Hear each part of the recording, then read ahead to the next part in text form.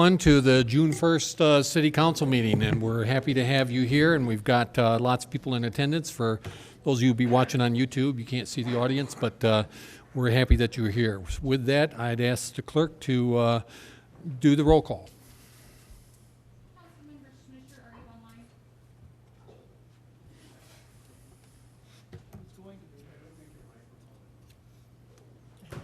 Councilmember Schmischer, are you online? Councilmember Schmischer, are you online?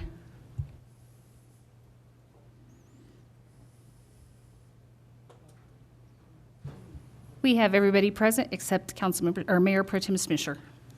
Okay, very good. And with that, I would ask Dawn Ward to come forward, who's going to lead us in the invocation. Thank you for coming, and thank you for doing this. Hello. So let's pray. Heavenly Father, we thank you for all those that are gathered and represented here tonight. And in the mighty name of Jesus, we invite your kingdom to come. Holy Spirit, come. God, I pray that you would grant wisdom, knowledge, and understanding to all of those who provide leadership to our community. We honor the steadfast, faithful commitments of those that have been appointed to govern. We acknowledge that true leadership is weighty. And Jesus, by your example, you model for us what servant leadership is. Thank you for all the voices that are represented. Help us to truly listen to each other and to value different points of view and perspectives. Help everyone to work together for the good of our community and its people. Bring clarity and guidance to tonight's decisions and for all discussions that are had. And Lord, would you do what only you can do? Bless, strengthen, and unite our community and its people in a fresh and new way. In Jesus' name we pray. Amen. Thank you, Dawn. And now if we could do this Pledge of Allegiance. I pledge allegiance to the flag of the United States of America and to the republic for which it stands, one nation, under God, indivisible, with liberty and justice for all. Thank you, everyone. So I have a few citizens who are prepared to speak, and if you have an interest in that, you need to fill out a form and get it to the city clerk. If you would, all of these folks tend to have a subject. If you don't, I'm going to put you on right up front. Two of them are dealing with the pool issue, and I'm going to hold you off, if you don't mind, until we get to that so it becomes more relevant to the topic. But Rochelle Whitney, I think we can get you up right now if you have an interest in doing that. Welcome again, ladies.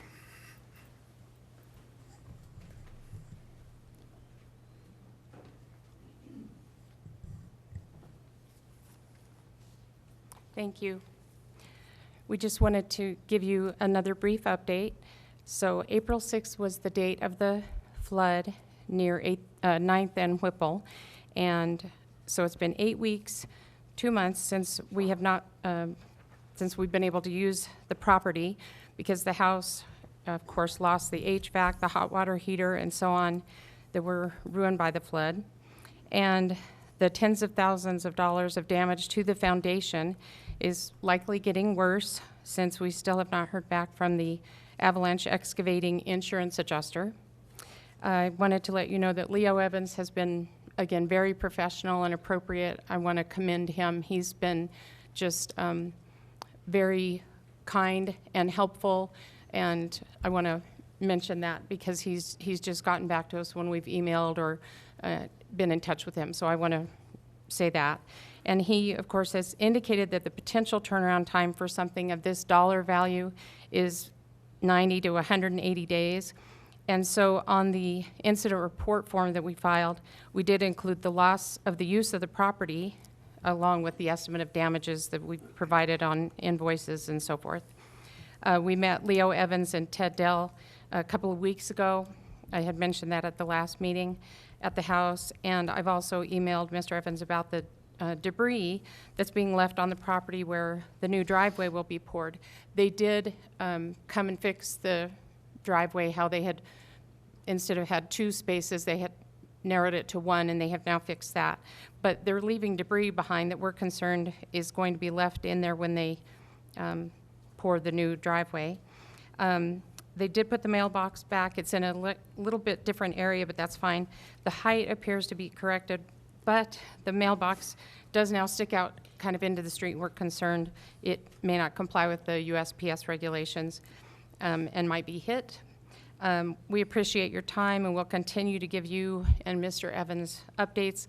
And as we told Mr. Evans that day at the House, you know, the flood that was caused may have shaken the foundation of our property that we've had in our family for over 60 years. But Fred and Ruby Whitney raised 4 very strong women in that household, and that foundation will not be shaken by this. Thank you. Thank you very much, and we appreciate you keeping up to date, and we're happy to hear good news about Leo Evans. Thank you, Leo. I think you're sitting back there. The other 2 that I have at this point are dealing with the pool issue, and that's coming up, so I'm going to skip them and go into committee updates. And the Economic Development Committee just met at 4 o'clock today.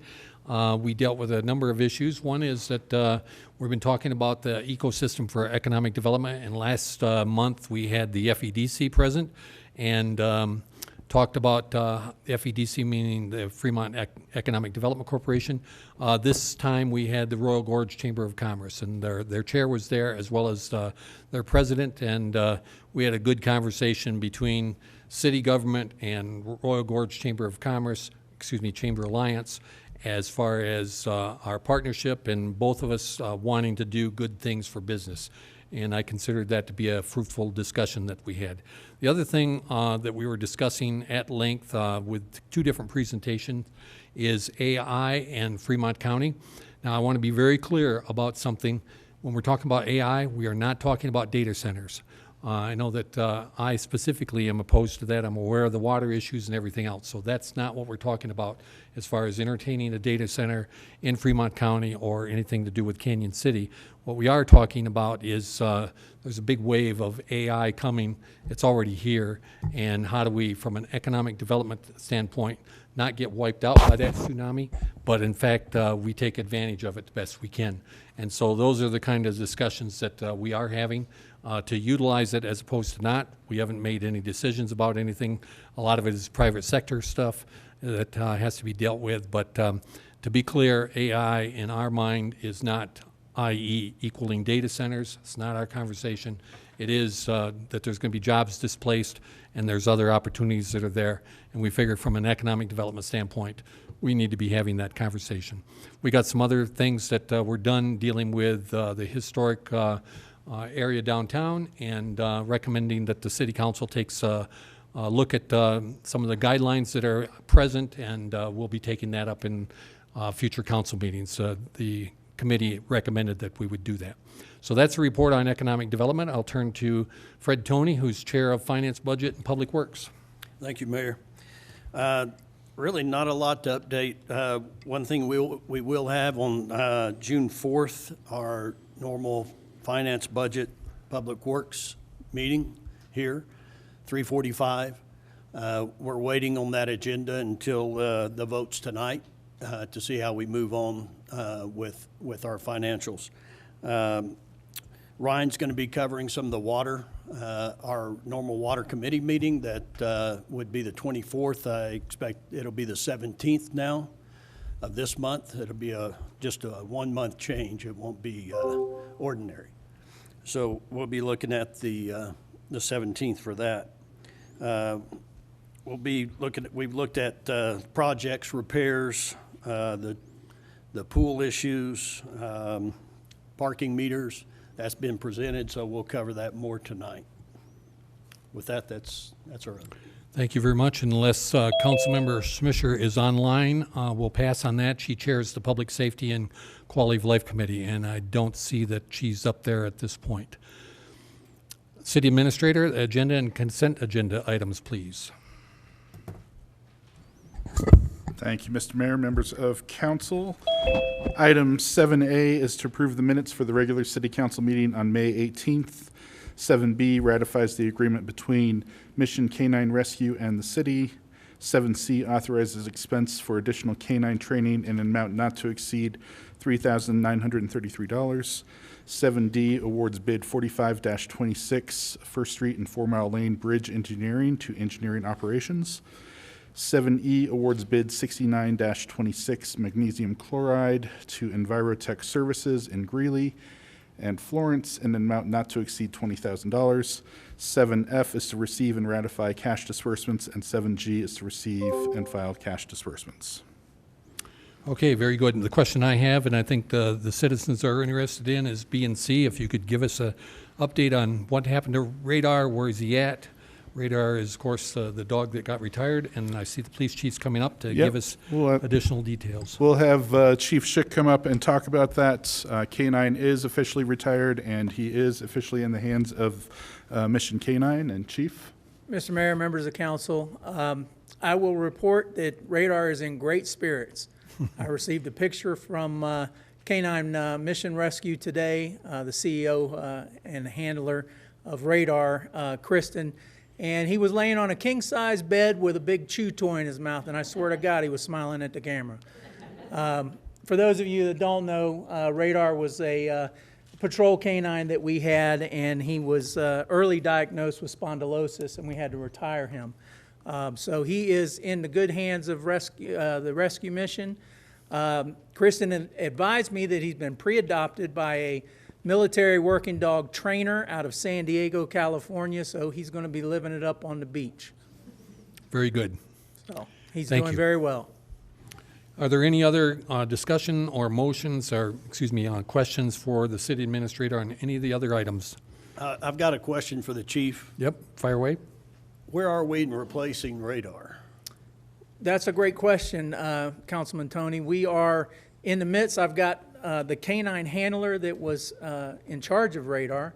He went to San Diego, California last Thursday, and he teamed up with Nico, who he is training, and they're certifying on narcotics this week and doing some obedience training, and he should be back here midweek with Nico, who I'm told he's going to change his name and call him Goose.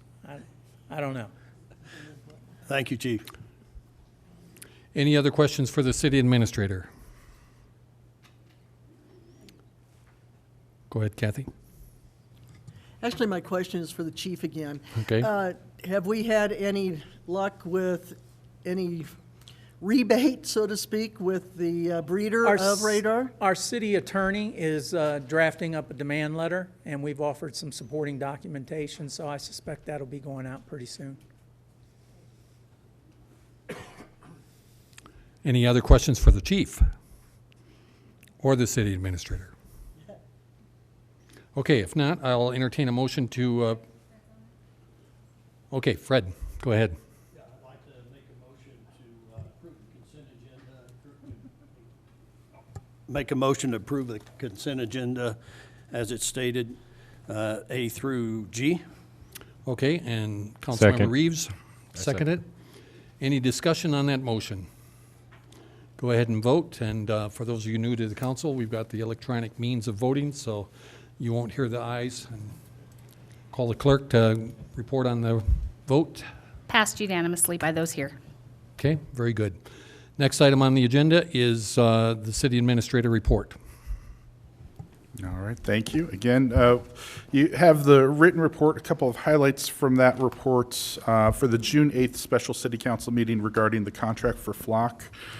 Staff is asking to repurpose that meeting. We are deciding to not move forward with the renewal for Flock, but we do want to have a broader policy conversation around automated license plates readers and that type of technology and investigative tool.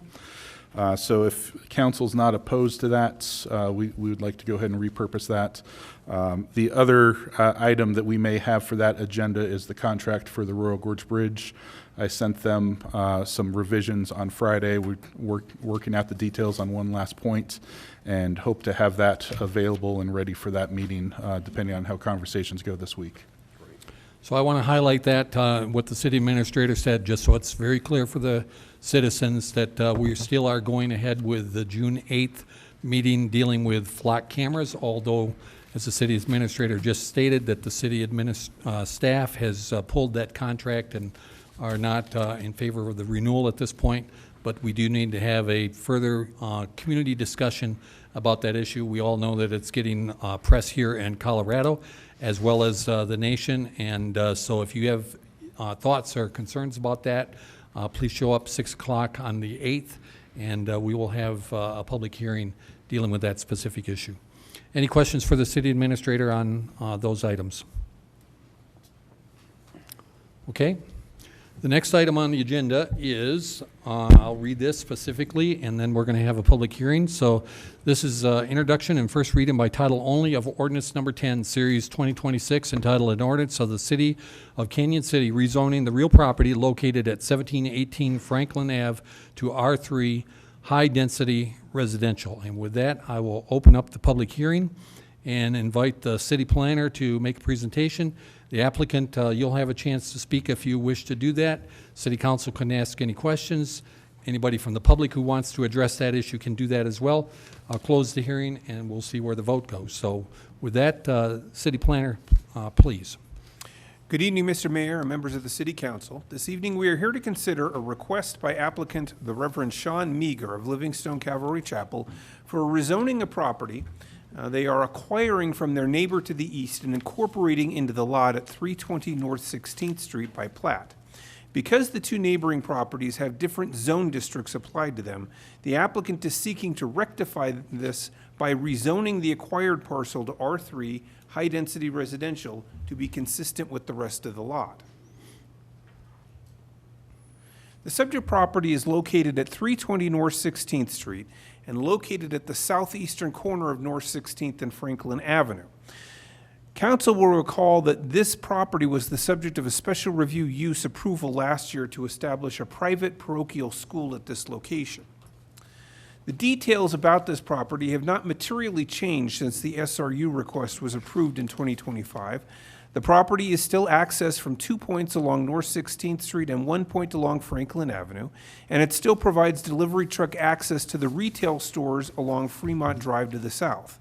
There has been no change in building area on site, nor has the amount of parking on site changed. What has changed is that the owners of 320 North 16th Street are in the process of acquiring an unbuilt portion of ground from the neighboring property to the east at 1718 Franklin Avenue and incorporating this property into the subject lot by means of a separate application for minor subdivision. Minor subdivisions are types that are administratively reviewed and approved. This platting action creates a problem in that the lots at 320 North 16th and 1718 Franklin both have different zone districts applied to them, and in order to correct this, the applicant is requesting that the parcel they are acquiring is changed to match the zoning on the rest of 320 North 16th Street, specifically R3 High Density Residential.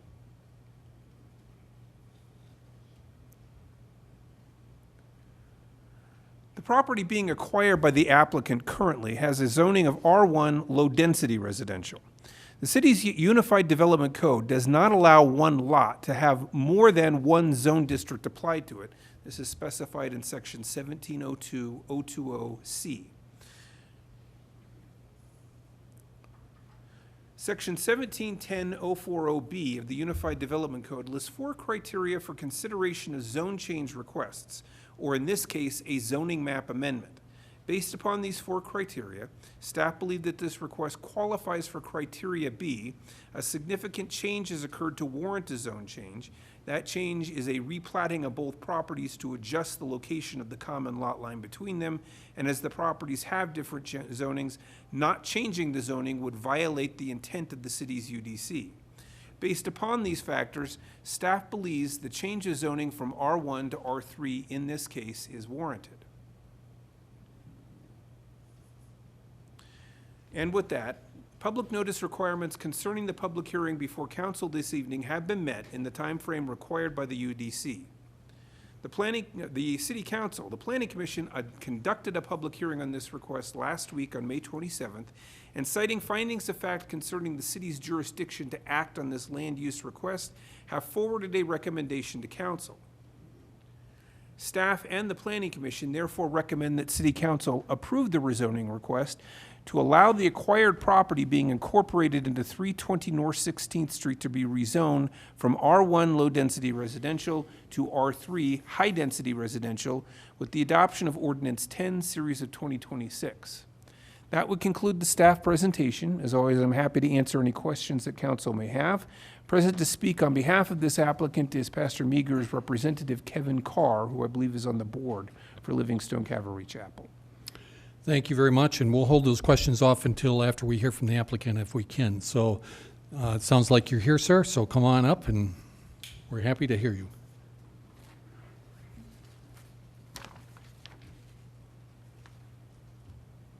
Good evening. So it's just as simple as we can. We're really just wanting to do a lot line adjustment so that the children in the school can have roughly an acre of land. I think it's 0.92 acres of land to be able to play in. We have a playground right now, but it's very confined. It's for smaller children. This would give them a big area to run around. We will eventually fence it. But at this time, we are just looking at making sure that we have the approvals to go ahead and go ahead and do the transaction on, we plan on June 15th at this point. Okay, thank you, Pastor. Any council members have questions for either the city planner or the applicant? I'm not seeing anyone on my screen. Jeremy, you just popped up. There you go. You've got one from Mr. Tony, sir.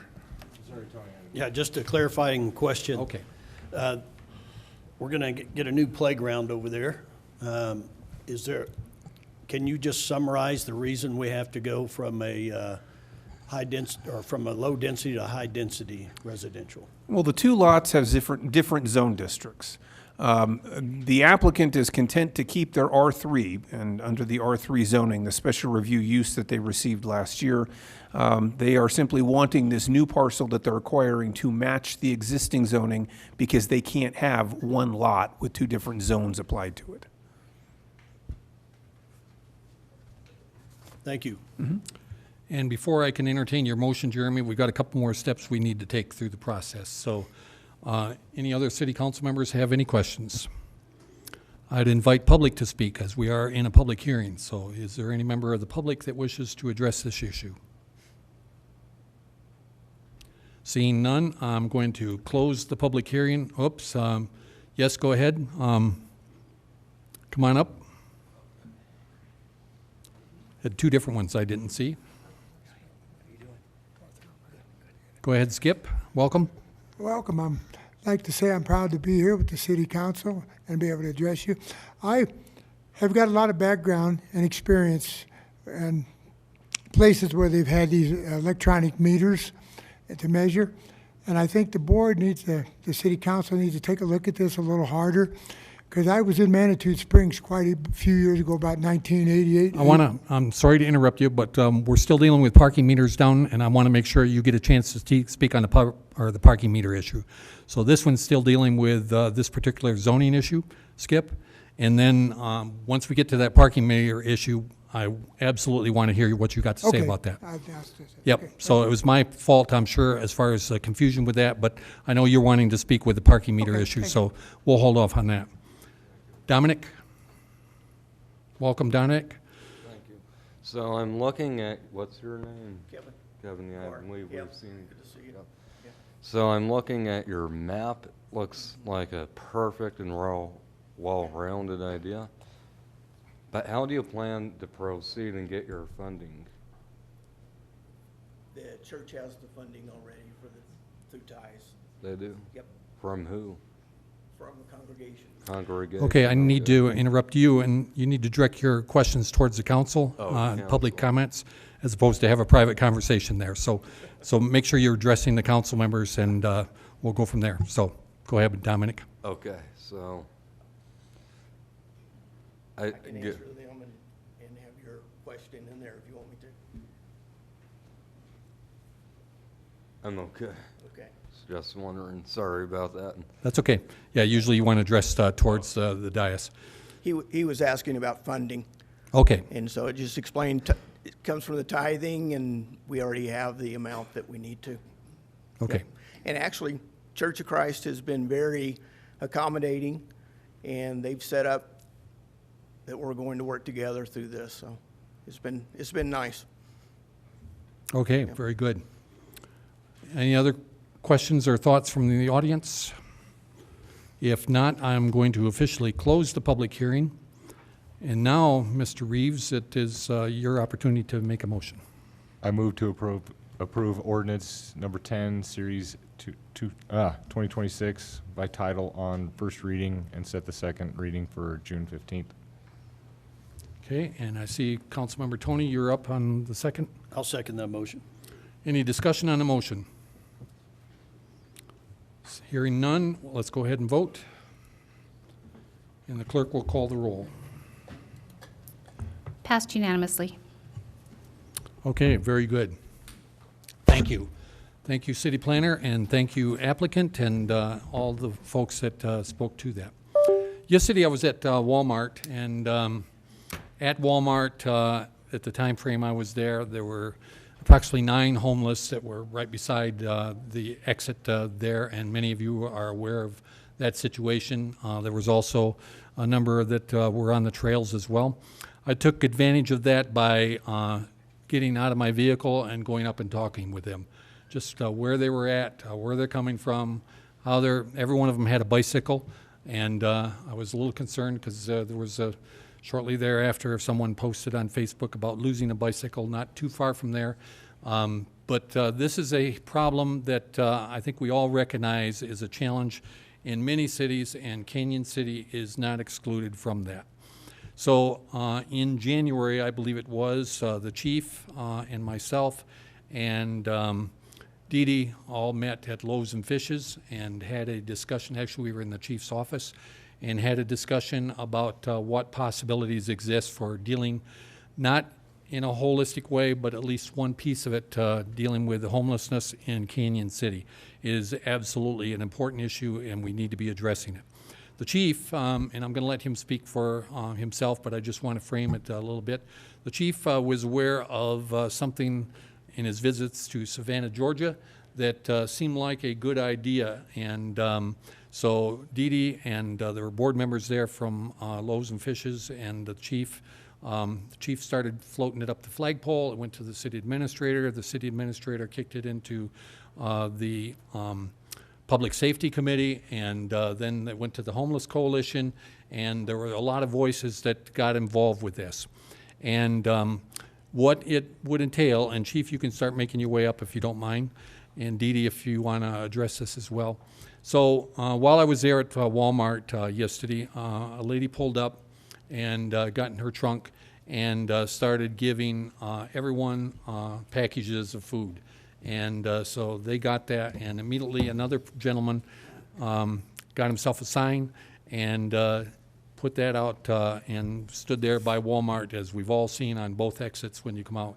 And I get texts almost on a daily basis, and certainly multiple times per week, about the concern with that. I've talked with the security personnel at Walmart. I've talked with the manager at Walmart. They hate it.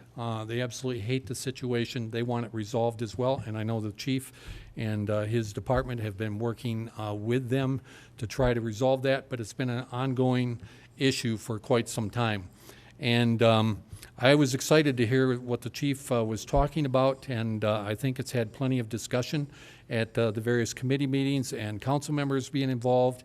And it's going to take some tough love from the community, and it will not work unless all of us buy into it. So with that, Chief, I'd like you to explain what it is, and Dee Dee, anything you want to add to it. Dee Dee is, of course, the lead person for Loaves and Fishes, and it's just not Loaves and Fishes, but she's representing a larger group tonight to talk about this. But this, to me, is one step we can take as a community to start addressing at least the issue of panhandling and how it takes place. Again, I get texts from ladies who are coming out with kids in the back of their car, and they're feeling that they are not safe, and whether we agree with that perception or not, that perception is there, And I think we have an obligation as city government and the council to do something about it. And Chief, I appreciate you bird dogging this thing all the way through. It's been several months now that you've been involved with it, and you have my personal thanks with your leadership to carry this through.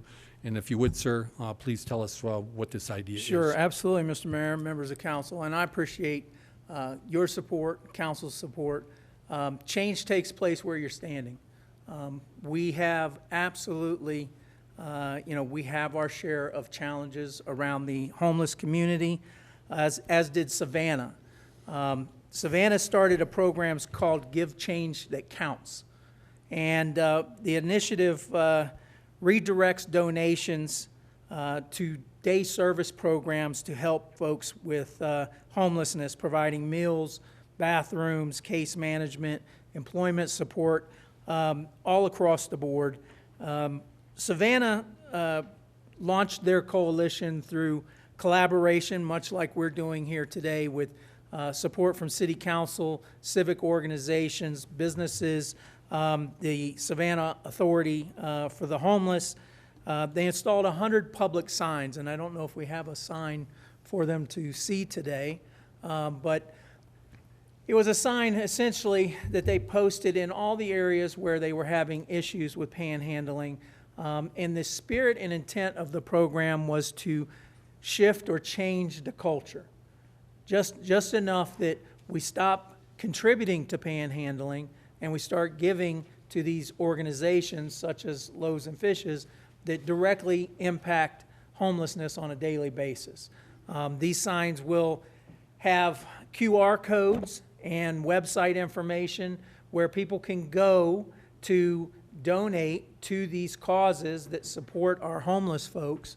And there will also be a QR code and a website for our homeless folks to go to see what those resources look like and to see how they go about getting those resources. I spoke with police officers there in Savannah who described the historic district as just an absolute terrible situation the year or so prior to when I noticed this initiative. And they, by following that initiative, were able to shift that culture and dynamic.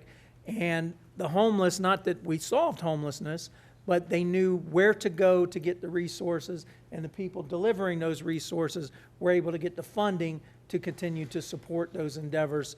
And it is not about a handout, it's about a hand up.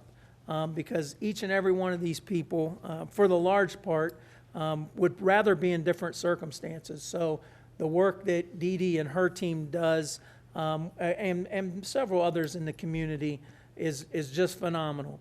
I can tell you, and I've said this from day one, we cannot arrest our way out of this problem. Panhandling is not illegal. Standing in the middle of the street obstructing traffic is illegal, but not panhandling. That's protected speech by the Constitution. So the only way to navigate around this issue is to help those facing these challenges. We can't arrest our way out of it. Savannah had a lot of success with the program, and I'm certainly hopeful this is one step in that direction, and I'm hoping that we can start shifting that dynamic here. And as the mayor indicated, I guess it is tough love to a degree because everybody wants to help, right? But you can't, if you want to give, you give through this platform, we can shift that dynamic and reduce the numbers of people standing out there looking for a handout, and when they can go to Loaves and Fishes and other service providers and get that help that they need. Dee Dee? Thanks, Chief. Thank you for coming, Dee Dee. I will just echo everything that Chief said. I know at Loaves and Fishes we support this initiative. When we've talked about it with the Homeless Coalition members, they also supported this initiative. I think There was a lot of thought that went into the signage. The last thing we wanted to do was shame individuals who were homeless, make them feel less than, make them feel like they are our target. And so as the language was developed for that signage, we wanted it to be something where the person who was wanting to give would say, hey, there's a better way to give, and they would have access to various nonprofits. There's a list of nonprofits. Loaves and Fishes is just one of them. There'll be many other on that QR code. But it's also resources for individuals who are homeless. So not everyone knows all the resources that are available in our community. And so most people who are experiencing homelessness do have a phone. And so they're able to access the resources there and make some connections. But so I'm really pleased with the language of the sign, and that it's not, again, degrading or anything like that. It's a positive, like there is a better way of life, that this is not how you have to live the rest of your life. There are people out there who really want to help you and really want to support you.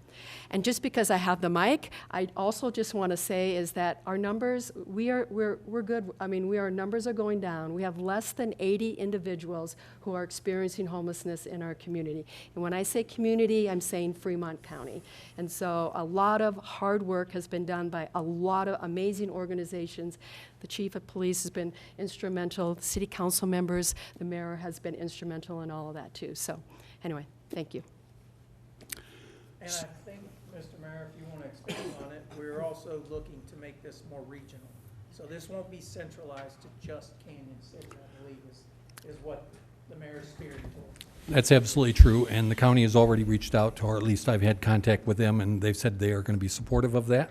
And so we're going to have further conversation to get them on the signs, et cetera, but they've already expressed to Commissioner Bell that they are supportive of this, and I'm also reaching out to the city of Florence, who've also indicated a strong interest in this as well. Change is difficult. It's going to be difficult for us. The chief is talking about a cultural shift, and so that is something that we need to do. I did mention this particular thing to the homeless that I was with yesterday, and one of them got very angry about the situation, that you're going to stop it, so I can't put a sign up, and no, we're not stopping that, but you might not get as much resources coming your way, because as the chief was talking about, we're giving a hand up as well. And this is not to take away the generosity of the community. It's to direct the generosity to places that these folks can truly get help. The other thing I asked was how many of you are satisfied with the situation that you're in? Not a one of them. Every one of them is believing they are in a negative situation and they'd like to find a way out. That includes employment, and they'd like to cut grass, they'd like to pick up pop cans or whatever it is that they could do to earn resources that they could move theirself up. So every one of them, human beings who want to improve their life, and but in my view, the tough love thing, if we continue just giving, you're allowing them one more day on the street, one more week on the street, one more access to drugs, never getting the mental health treatment that you need. Those are the kind of things, and the agencies that will be on there have the ability to offer those services. So I'm excited about this one. I think it's a good step. It's not the only step we need to take, but it is a step that I think already has good consensus behind it. And now we need to engage the community. The signs, I think, Ryan, city administrator, we're talking about having those out by June 30th, somewhere in there before the 4th. Yeah, I think if council endorses this idea, we can finalize the sign design and get that in front of the vendor to start distributing signs. Okay. And then city staff will be installing. City council members, any comments or thoughts, questions? I see a bunch of them. So Tim Dennehy. Thank you. I just want to say I think this program definitely has some great potential, but I want to make sure that we do recognize our police department and Loaves and Fishes and the other departments, because at one point, you know, we were up to, I think, like 260, 280, you know, and to have this reduction in the last, this is since I've been on council, so to see the reduction that's already been done, and I know the hard work that goes on down at Loaves and Fishes, and I know that our officers that are out on the streets, especially the ones that are, you know, just for that, They have done an absolutely fantastic job, and I just want to make sure that we definitely recognize them, because all of you guys have done a great job, so thank you. Councilmember Maloney. Thank you. Thanks for all the work and thinking outside the box between chief and staff and DD. I completely support this, and I'm glad we're taking these steps. I'm just curious, you just mentioned fabricating the signs and then a little bit of a timeline, but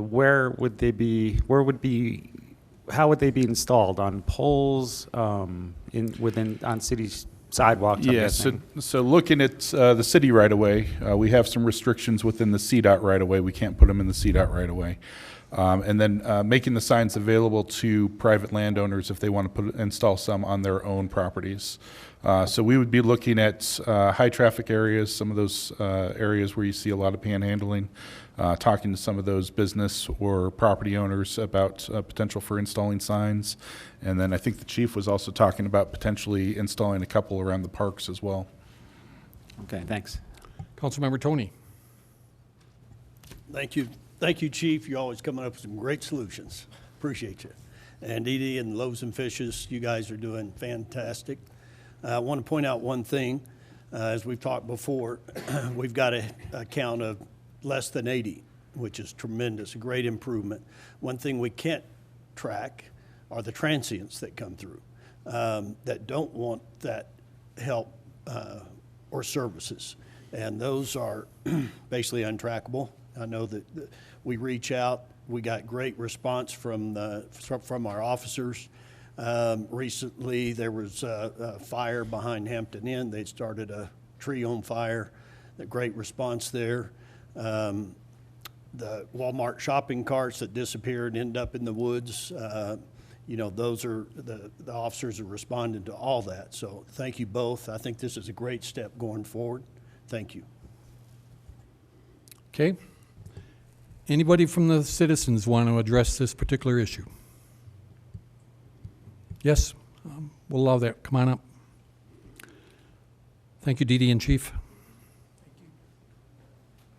You might want to answer this one. Yeah. Okay. My question was, I was just wondering, when you stop handing these people the money, what does that happen? What happens to the crime around that area when they're not getting the cash? I mean, I totally support this, I do, but that's just I think these things out. That's a great question. Yeah, you stepped it out. And we don't see any strong correlation between where we're seeing homelessness and crime per se. Well, I'm thinking more of the transients and the drug issue. Well, I can't speak to the transients, but the ones that we deal with on a routine basis, are crimes that we see associated with them are trespassing. Being on somebody's property that they're not supposed to be on. Typically, it may be shoplifting, but we don't see an uptick of property crimes per se, where burglaries and things like that. We just don't see that correlation. Thank you. Yes, ma'am. And I need to get your name on the public record, so if I have a knowledge of that. But Suzanne Ashby. Go ahead. What is it? Suzanne Ashby. Okay, that's what I figured. Thank you, Suzanne. What I'd like to do now is there someone else? Oh, Sarah, go ahead. I just want to echo my colleagues' sentiments, especially towards the chief and Dee Dee for all the hard work that you do, but especially your compassionate response. I think that's what really stands out to me, is that we are dealing with people who are homeless, and what we do here matters. So I really appreciate taking a compassionate mindset first to see how we can provide resources that may not be cash directly, but they are resources nonetheless. So thank you so much for that. Thank you, council member. Would there be a motion to support this initiative? Councilmember Maloney. Thank you, Mayor. I move for the city and city council to endorse the Give Change That Counts campaign. Okay. Councilmember McCullough. Seconded. Any discussion on the motion? All those, well, go ahead and do the vote. I'm still playing old school here. Passed Clerk. unanimously. Okay, very good. Okay, the next one, a non-controversial issue that we'll quickly get through, I'm sure. The pool plan. So we have two different things going on, and I just want to set the context for this as well. We've been struggling with this, of course, for quite some time as a community. Not just the city council, includes the rec district, includes citizens, and a lot of people have been involved. And the first thing I want to do is thank all the people who have been involved for a long period of time. Since I've been on the council, and Councilmember Tony, he's had through his committee, people working on a lot of other issues as well to figure out this particular issue. I've been out in front on where I'm at with this, and I'm going to pick that up as part of number 2. But realize the whole thing is a context as far as what the city is going to do. We had a meeting on April 28th right here, and we had the rec district on one side and the city council on the other side, and talking about what we might do. And one of the things that I thought the city council and myself included was agreeing that at our June 1st meeting, which we are now at, that we would give clear direction to the rec district as far as what the city's position would be. And I think that's what I'm hoping is the outcome of this meeting tonight, is that we are able to come to consensus on the council and give clear direction to the rec district as far as what the city's position is. And then I believe that the rec district is meeting on June the 9th, and they can make their own decisions based on where they deem it to go. But I do think if we can get consensus on the council to get to a decision and a statement to the rec district, and also to the community as a whole, as far as where the city is at. Clarity in my mind is something that we absolutely need to get to. So with that, the first thing on the agenda dealing with this issue is the parking, paid parking discussion, and I think the staff is ready to step up and talk about that. And Leo Evans is the engineer who put all the work behind this feasibility discussion. So unless the city administrator has something to say, we'll pop it to Leo. Yeah, and I don't know if Councilmember Tony wants to say anything, but the idea behind paid parking originated out of the Public Works Finance Committee, and was brought forward as an initiative to take a look at. And that is what staff has done, is we're providing the analysis based off of that direction. Okay. Leo? Very good. Thank you, Mayor. Thank you, council members. Here today to cover paid parking. And as directed by council, we are here with a option, but I will say that there are a multitude of options should we want to proceed with this discussion any further. But we've got one in particular we'll show you today, run through that, answer any questions, and just have a discussion about it. Here's kind of the overview, how we'll get through this discussion today. Starts with locations. So we, in our analysis, looked at 4 different city-owned parking lots. And then we looked at 5 blocks of Main Street, because that was discussed. I don't know that there was a lot of appetite for that, but it was discussed as something that should be evaluated with this. So we figured it was better to include it from the start than to miss it and come back. The 4 lots you have are the South 3rd Street, which would more commonly be the lot that is used by the train. South 4th Street is the lot next to the quilt shop on South 4th Street that's city-owned. Peabody Mansion is the north side of Highway 50 and 4th Street. That's a city-owned lot. And then the last would be Veterans Park. Those are rough counts of the number of spaces in each. And then each block of Main Street represents roughly 50 spaces. So our total in our analysis is 475 to 500 spaces. Here's our map we have. Help everybody that maybe isn't familiar with that. And the one thing I will note, I've looked at this presentation so many times and I still find things off with it. Our on-street map is missing the 700 block. We've only got 4 blocks shown there, but there is in fact 5 in what we looked at. Okay, paid parking. The first highest level decision that we as a city would have to make is whether this is something that's city managed or whether this is something that's privately managed. 2 very different models to how that runs. You look at places like Manitou Springs and Durango, those are city-managed programs. Those are dedicated enterprise funds within the city, just like our water fund or our stormwater fund. Revenues generated in that fund cover the expenses of that fund. Surplus generated in that fund can be used for other purposes. Those two cities, for example, I think Manitou runs about 1,200 spaces in total. Durango's about 1,500 spaces in total. They have full-time dedicated staff that this is all they do is parking. Manitou has 7 employees and Durango has 9 employees. Privately managed options, the most common ones we found were through Interstate Parking Mountain Group. Those are at a lot of the ski towns, Idaho Springs, Morrison, places like that. Very turnkey operations, not always an enterprise fund, can be something that the city just signs a contract. They come in, they manage whatever spaces you want them to manage. They keep a portion of whatever is collected.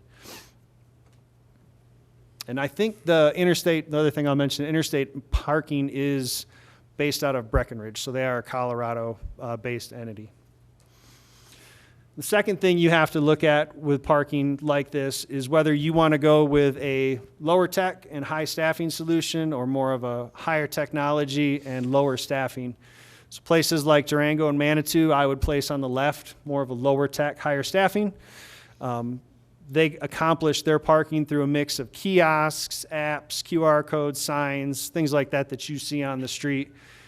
Their employees are all referred to as parking ambassadors. I mean, one of their tasks is enforcement, but they also pride themselves on being ambassadors of the community, being there to answer questions for people, not necessarily being a heavy hand of enforcement as much as they are to educate people and be advocates for the community. The alternative is a lot of what you see for the high-tech solutions are dedicated just to parking lots. You know, think airports or colleges, hospitals, where you go through a gate, you take a ticket. It's very automated, very, very impersonal, more machine-based. A lot less selection and enforcement in those areas. You don't gain that flexibility to say, okay, we're not going to give a ticket on the first time. It's, you know, if you don't pay, you get your ticket kind of thing. Okay. We made a lot of assumptions to get where we're going in this. I won't touch on all of them, but we can't model every scenario. We did consider all 5 of those locations in what we put together. We did not consider any permits. A lot of places have permits. You get a resident permit, you get a, you know, I work on the train, I buy a permit that charges so much per month to go park in a lot instead of paying each day. We did not consider those. We had some data to use for the volumes and occupancy, but we did not have a ton. We put our numbers in for rates, but those are definitely something that council and everyone would have to put their thoughts into. And then we did our best to come up with what we believe the operation and maintenance and the capital costs of these systems would be. So here in detail, kind of the assumptions we made on volumes and occupancy for each of these lots. The left-hand side is how many paid trips per day we estimated in each of those 4 lots. I'll say the South 3rd Street lot, we did some observation. I think it was on a Saturday in April where we counted, when a train came back and counted how many cars would leave each time that happened, kind of extrapolated that out to be an average. The other ones were more based on just some drive-through observations that occurred throughout. On street, we did have a little bit of data that was collected with our multimodal master plan in this area. The data that came out of that showed that there was an average of 40 to 60% occupancy in the on-street parking spaces in those areas. Sometimes it gets up to 100%, as I'm sure everybody knows. We use 30% as our average, and then we assumed that there would be 10 paid hours per day. So that would be something council would have to determine. We said 10 hours a day, say 8 a.m. till 6 p.m. is paid, before and after that is not paid. Rates, this is what we used. We did, for our city-owned parking lots, we did $10 a day for weekday, $20 a day on weekend. Works out to $12.85 weighted average. On street, we did $1 an hour. The rest of that is we tried to incorporate some semblance of what a resident benefit may be or what an unpaid portion of our parking may be, to say that in the city-owned lots, 10% of the total usage would be uncollected, free, resident, some form of we're not going to get that money, whether it's a benefit for the residents or just people that don't pay, and it's not something that's worth trying to collect. We did a little higher percentage for the on-street. Again, just trying to think that the on-street probably would warrant more free parking for, you know, a free hour for your first trip to stop and do whatever you needed to do. Okay, When you do all that through the math, take that top row, for example, 80 trips per day, 365 per year. That works out to roughly 29,000 per year paid trips. Times that rate, times the percent collected, gets you your number. I guess the one thing I would point out here, aside from the estimated revenue of 750,000, is the occurrences per year. That's how many paid instances there are for each of those lots, and that's what we used to distribute the operation and maintenance costs. So if there's $100,000 to operate and maintain something, we put more of it towards the on-street because there's more transactions. So we base that on the number of transactions in each lot. And that could be true, that could not be true. There's not a lot of places that track it per lot in terms of their operation and maintenance, so that's just how we did it. So when you get to the revenue and it says the Main Street doesn't make money, I just want to be clear, it's because we put a large portion of the cost towards it, but potentially for good reason because there's more transactions there. The other thing I wanted to mention, of all the lots totaled together, that works out to about 50,000 paid stops per year in our parking lots. So if you think of the train has 250,000 visitors a year, 2.5 people a car, that's probably 100,000 cars per year that come to visit that train. So we're estimating maybe half of those end up being paid that we collect. We felt it was a relatively conservative number in that regard. Operations and maintenance, very wide range of it. I'll say Manitou and Durango, they run about 30 to 40% of their gross revenue is turned back into covering the operations and maintenance of the system. What that pays for is those staff members, supplies, materials, vehicles, and a big portion of it is purchase services, contracts. You have to have software contracts with people to handle your payments, people to, when you get on your phone to reserve a space and pay your bill, you have to pay them. They take a portion of each transaction that occurs, and that's where that gets billed. Interstate quoted us a range of 25 to 50% is their typical range that they have, depending on your size and the economies of your particular city. We use 35% as our number that we worked around when we worked this. 35%, this is kind of, the bottom two sections give you a little idea of what 35% would cover. It would cover essentially 2 full-time employees plus supplies, materials, and purchase services in that scenario. Or maybe a half an employee, supplies and materials, and higher purchase services with a high-tech model. So, capital is very different in both scenarios, and I'll point out another error here at the bottom.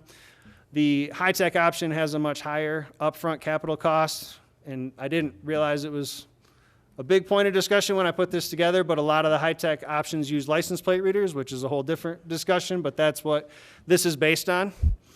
They do $25,000 a pair, and that's what they require for a parking lot. One to watch you come in, read your license plate, one to watch you leave, does the math between the two.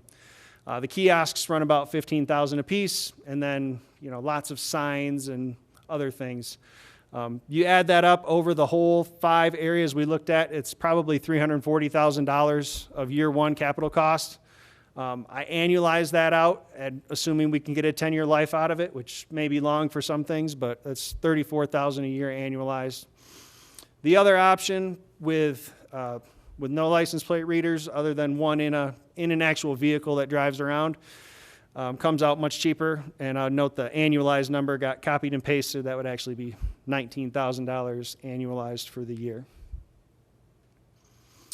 All right, so when you look at expenses for either option, they come out very similar.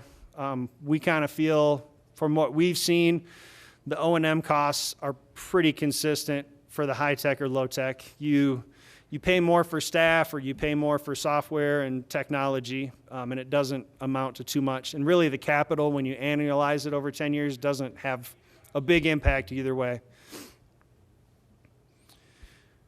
Here's the bottom line sheet that kind of summarizes everything. Got our revenue, our expenses. We use the high technology version because it was a little higher, and then kind of the projected net that each lot might realize.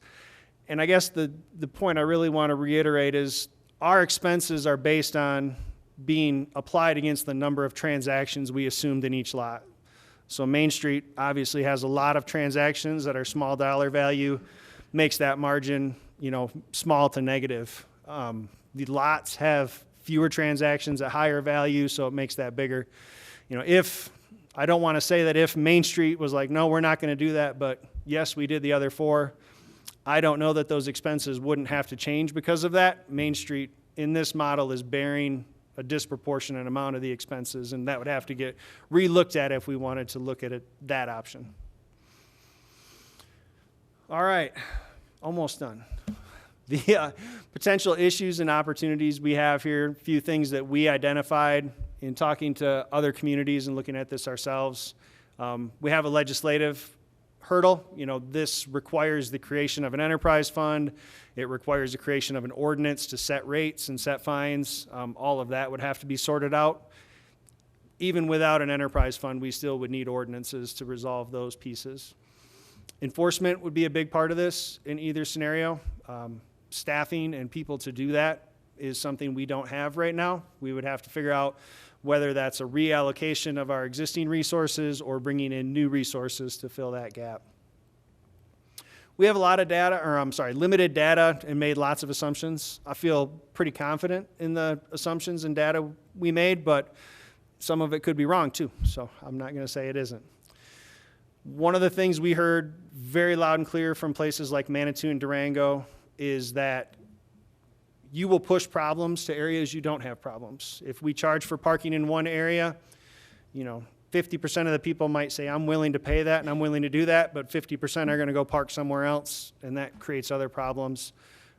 Main Street probably would be the easiest one to get your head around, because if you charge for parking on Main Street, I'm sure Macon would be packed all the time. And then you've got residents and businesses on Macon that we're going to have to figure out how to deal with that. So I just want to make it clear, it's not we can do this once and be done with it. Once we start, we're going to be kind of chasing this around until we find that happy medium where everybody's kind of in a good spot with it. Customer experience was one. I mentioned it earlier. Some of the places treat this as an opportunity to use ambassadors.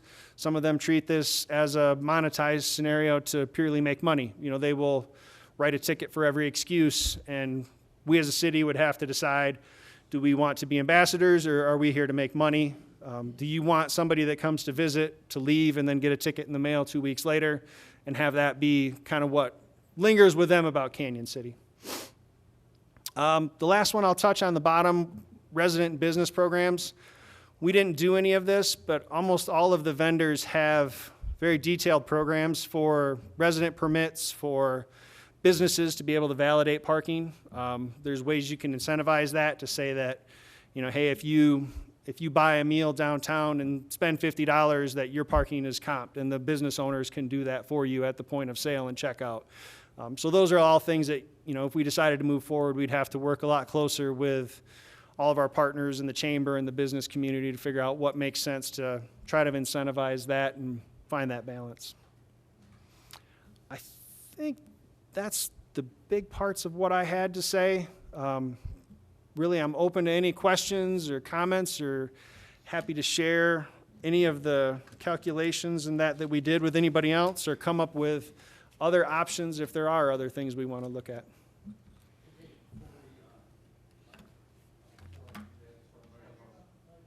Thank you. Before we do that, I just want to set one more context for the council itself. I'm really pushing that we make a decision tonight, one way or the other. The reason is, in meeting with Ryan, it is clear that August 1st is a big deadline for us, as far as if the rec district doesn't go forward and the council doesn't go forward, the monies that are already collected is a citizen vote. It's not something that we as a council would vote on. And we have August 1st is the deadline for 2026. Otherwise, we're looking at November of 27. And so after tonight, we only have 3 council meetings before we could get something on the ballot for that August 1st deadline. If we kick the can down the road, we are looking at 1 meeting after that we could do something to get it on the ballot by August 1st. Obviously, there's decisions by the city council that need to be made, by the rec district that needs to be made, and including their own, if, last point, and if the rec district wanted to say that with their taxing authority, that they wanted to solve this and put something on the ballot themselves by August 1st, with the whole rec district as opposed to just the city, that's something that they have that similar deadline. So again, I'm advocating for clarity. Are there any questions for Leo? You gonna go citizens first? I'm going to go with council first. Councilmember Tony. Leo, first, I want to thank you. I want to Got thank me. you and your team. Did a great job. I know we give you limited time and to collect this data and comprise this plan. You know, I think that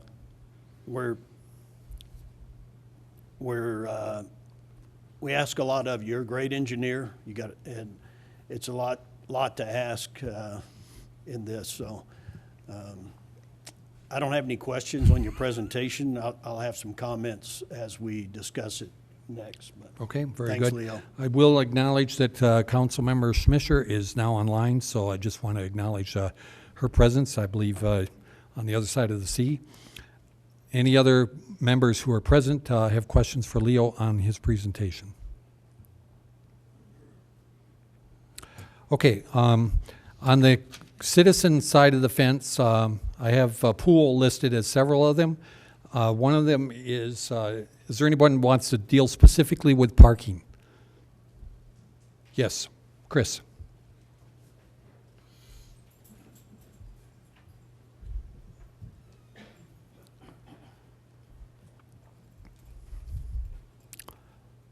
Good evening.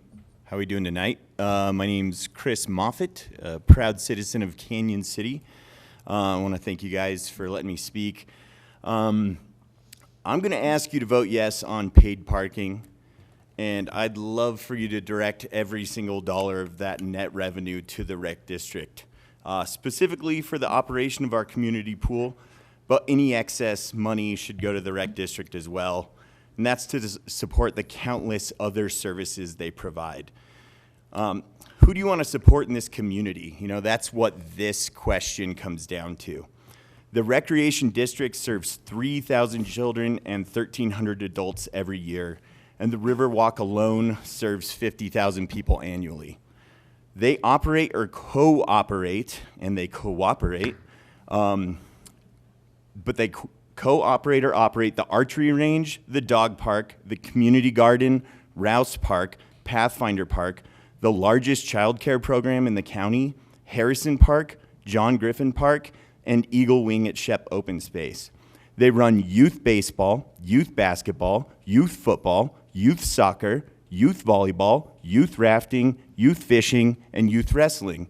They run adult basketball, adult cornhole, adult kickball, adult soccer, adult softball, and adult volleyball.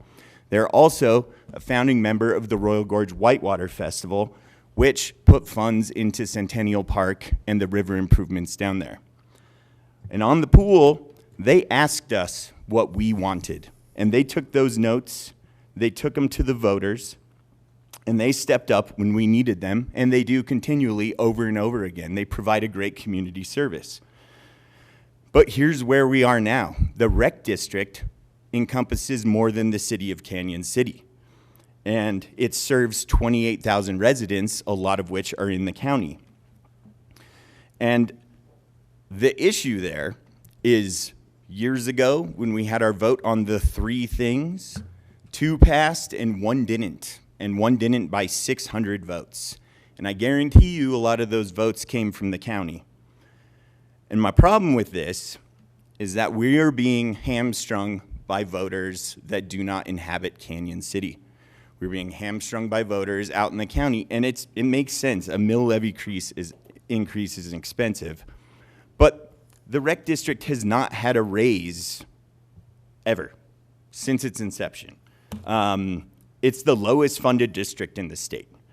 And we, the citizens of Canyon City that benefit so much from the rec district, need to do our part and go to bat for them. That All they do is support our county and support our city. And y'all tonight are the linchpin of this. It's up to you. You can vote yes to get paid parking here, get the pool going, and any excess funds, let them put it in their back pocket and maybe do some awesome stuff with it, because they do amazing things with the funding they receive. Thank you. Thank you. Thank you, Chris. Yep. Skip, I think you wanted to talk to the parking fee issue. Welcome, sir. Okay, we sure now? My turn, right? All right. Yep, your turn. I'm Skip Moreau.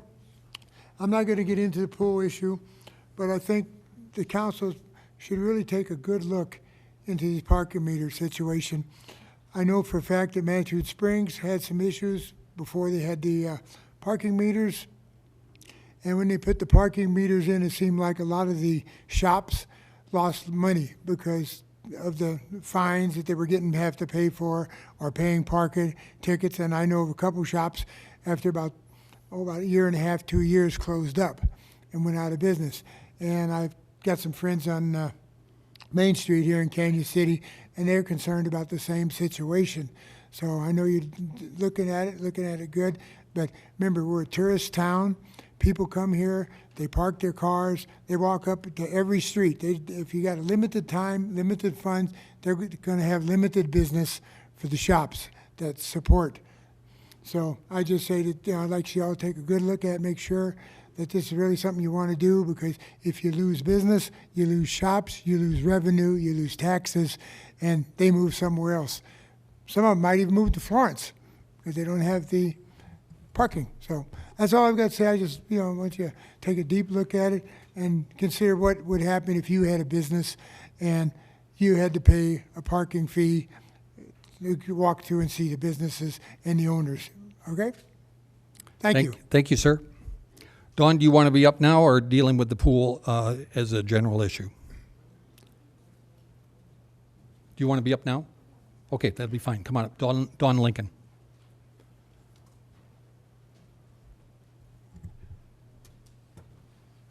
Welcome. Hi. Yeah, sure. Mr. Mayor and City Council, tonight's discussion about parking fees might seem like a small operational detail, but it actually highlights a much larger structural concern with the pool project.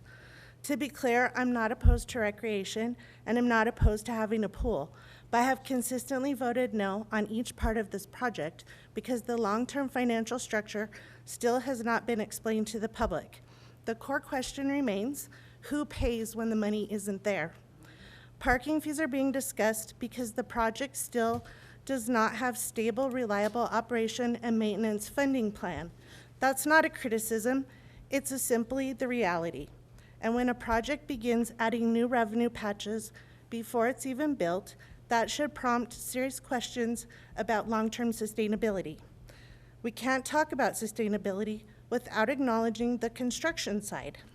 The new 0.3% sales tax generated about $1.08 million in 2025, when the projections were around 1.2 to 1.6 million. For clarity, only 450,000 of that was actually passed through to the rec district, while 701,000 was held by the city, meaning the amount truly available for construction last year was 701,000, not the projected 1.2 million. A 25-year, $28 million bond would require $1.5 to $2 million per year in payment.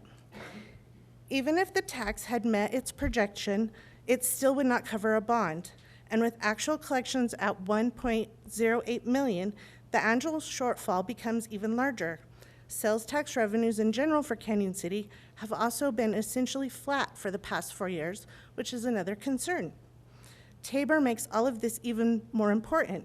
Once voters approve a structure involving city sales tax revenue, a recreation district operator, and a facility on school property, the ability to fix problems later becomes extremely limited. You cannot simply raise taxes, increase mill levies, or shift financial responsibility without going back to the voters.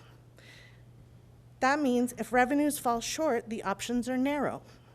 And that brings us back to the core issue. Bond payments don't go away. operating deficits don't go away, and sometimes, and someone eventually has to absorb the shortfall. The rec district does not have the financial scale to back a multi-million-dollar facility. The school district's providing the land, but not long-term funding. So residents naturally look to the city and ask whether city taxpayers will ultimately be expected to fill the gap, directly or indirectly, if the numbers don't work. And if the city becomes the backstop, we deserve to know what that means in practical terms. Would that require cuts to police, staffing, emergency dispatch, road maintenance, or other core services? These are not scare tactics. These are just the real trade-offs that every city faces when recurring obligations grow faster than recurring revenues. There's also a long-term accountability issue. Council members serve 4-year terms, 8 years at most, but the financial consequences of this project will last 25 years. And many of you and the current Recreation District leadership will be long out of office when the hardest years of these obligations arise. And that is exactly why the public needs clear, durable answers now, not later. Canyon City already faces significant needs in public safety, roads, and essential services.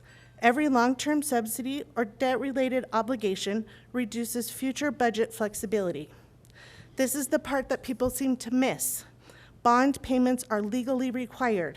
They cannot be skipped. They cannot be reduced. They cannot be delayed.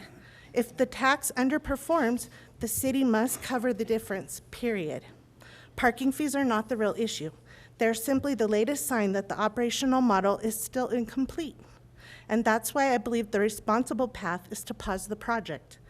Not because the community doesn't deserve recreation, but because the current design is simply too large, too expensive, and too risky for the Recreation District to operate and for the city to subsidize for the next 25 years. If we can't find $500,000 for operations today, there's no realistic path to finding $800 to $1.3 million every year once the bond payments start. Thank you. Thank you, Dawn. What I'd like to do is just give my responsibility of the report that I was asked to do. And in doing so, I talked to the city administrator and the finance director. We met for a couple hours one day. I appreciate that. The one thing before I get into some of the details, and I want to just talk about the insurance issue because I looked at that as a possibility, looked at software licenses, what we could do. Again, we're looking for big gaps in there that we could do something. No offense, Catherine, but we looked at attorneys as well as far as what we could do locally and not, and also the building department, whether it's a revenue stream or not. The one thing I would ask the city administrator to clarify for all of us at this point, and J. Bob, I just saw that you're on, so I won't miss you, okay? I'll get you on. Is the city budget and what percentage of the budget is really not touchable? There was comments in the past about 60 cents of every $100 we could do something like that, and I think that was probably looking at the budget as a whole. And if you could clarify for us as a council and the citizens what percentage we could actually touch, that would be helpful, I think, for all of us. Yeah, I don't know that I have a percentage for you, but round numbers. Overall, when you're looking at the city budget, you have all the enterprise funds. Those enterprise funds cannot be used for budget cuts for an item like this. So you're talking about the water enterprise and the stormwater enterprise. There are other funds, there are a lot of specialized funds that are restricted funds. Even within the city's general fund, we have restricted balances. So we have a property acquisition fund within the general fund. So in the budget, you might see property acquisition, and that doesn't mean that we buy something every year, but that's money that's earmarked and set aside specifically for that purpose. And you see a lot of we have a lot of those types of things within the general fund, the quality of life fund, and the parks fund are the three kind of funds that you can look at. And when you're looking at these funds, you need to be looking at only the operational expenses and not the capital expenses. The operational expenses are the expenses that recur on a year after year basis. And when you're looking at funding a $500,000 yearly obligation that's going to increase with inflation, you have to make sure that you're pulling that from those operational funding expense lines and not from your capital expense lines. Those capital expenses, those are one-time hits, and when that money's gone, it's gone. Thank you, sir. And so we met and had a very frank conversation. We did dive into deep waters with the insurance. If is there a way we can put out the bids and we can find that money? And each one of these is not for 1 year. It's not for 5 years. You have to have a pattern that we can live with for 25 years. And as Dawn Lincoln just indicated, those bond payments can't go away. So we have to make sure that's there. It wasn't there as far as I was concerned. We've got specific limitations, and we're with a insurance company that is specific to municipalities, and they kind of set the whole thing for Colorado, and so I didn't see it. Software licenses, thought we could save 10, 20, 30% with that. I came away with an understanding that that wasn't someplace that we could find the monies. The attorneys, we've got a higher budgeted amount this year for that. It appears to be a one-time issue that was there. I still, in my second report, think we may need to look at something more local. That's just my opinion, and again, no offense, Catherine. So I'm not taking that off the table, but I do not believe the savings are there that we could commit to 25 years of dollars from there. And I also viewed the building department was probably something that we were subsidizing. I came away believing that on some years we're neutral, on other years we actually pull into the general fund those things. I'm still looking at that from a customer service standpoint. But the bottom line, with somebody who wanted to find the money within the city budget, I came away to the conclusion that the money is not there for us to make a 25-year commitment and do that. And so I'm here to tell the council that I don't believe the monies are there, that we can see the council going through with that. Now, having said that, as part of what I put out on the plan as well, I am for clarity tonight, and I want to just take this opportunity to stress that. If we give the rec district clarity tonight, June 1st, and my opinion is that we pull Canyon City government off the table. The rec district was founded in spite of all the other stuff that it does, Chris, it was founded to support the pool. And they do have taxing abilities to do whatever they want. But that was their mission to do that. So if we take that position, and then on June 9th, they meet, and they can make whatever decision they want, including if they find a path forward, the money still get collected from the taxes that are there. There's no pulling back on that. And so the decision, on my view, is not to kill the pool tonight. That becomes a rec district issue, and that's where it should be, to do that.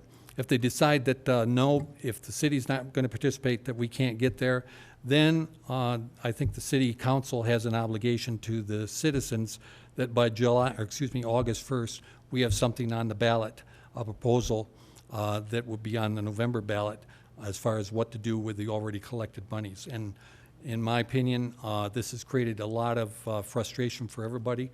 I think we have to get to some kind of conclusion in the next couple months, as opposed to let this drag on until 2027 November, and no matter which way we go. So I'm not advocating we kill the pool. I'm advocating that the city look at the reality that we don't have the monies there. And on the parking meter side, I'll just lay out my position on that right now. I think the city needs to be pro-business and pro-citizen, and we need to not confuse that issue, and I think parking meters confuses that at a time when we need to step up to the plate and to really say that there's no confusion.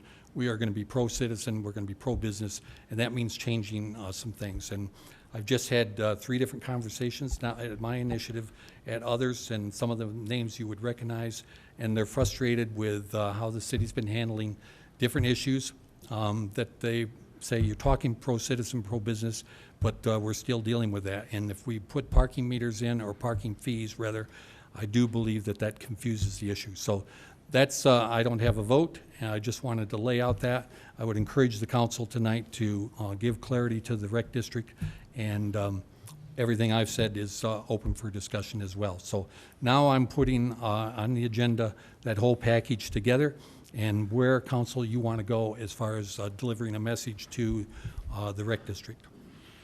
Mr. Mayor? Yes. Sorry. May I just clarify a couple of comments from Ms. Lincoln? Yes. Yep. So regarding the 0.3% sales tax, I have the unaudited numbers here. So for 2025, the 0.3% sales tax generated almost the $1.6 million. There was about $750,000 that went to the rec district for their design. They were limited by an IGA with the city of how much of that money would go from the city to the rec district. So right now the city is holding on to a balance of about $835,000. If the project were to move forward and the bonds were to be pulled, that money would be available to the rec district to pay those bonds. Okay, thank you. J. Bob Klinkerman. Welcome, sir. Good evening. Been a while since I've darkened your all's doorstep. So regarding parking meters, I'm just going to look at this from an agnostic business case standpoint, not from the reasoning that it is on the agenda, but think about it both for tonight's agenda, but also in future. The reason that you would want to have parking meters is to create turn-in traffic for your businesses downtown. If you go to Manitou, they have a parking problem. It's mass chaos on their busy weekends. They need to generate that turn. You go to downtown Denver, you go to downtown Colorado Springs. They have parking meters where you have a problem finding parking. That's also why I have the parking garages. Downtown Canyon City does not have the business case for that. I drive downtown 2-3 times a day. That's my normal route home. There are parking spaces available on Main. Until you can't find not only parking spaces on Main, but also the feeder streets to Main, don't think about using parking meters as a revenue generator. The reason it becomes a revenue generator is you turn your traffic multiple times during a day. That generates more customers in those businesses. Those businesses then generate more tax revenue via sales tax and property tax because things elevate. It's a snowball up, if you can think about it that way. Right now, you're going to cripple downtown even worse, and you're going to drive that business, if you were to vote yes on a parking meter today, you're going to drive that business elsewhere because people are not going to want to mess with a meter when they can go over to a different coffee shop that doesn't have a meter. So that's just basic what I'm saying from a business case standpoint. There is not a business case that's valid for a parking meter. Thank you. Okay. Thank you, sir.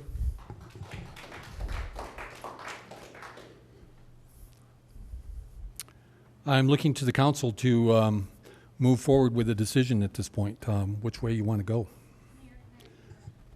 Yes. Whatever the motion is. So we may end up with, yeah.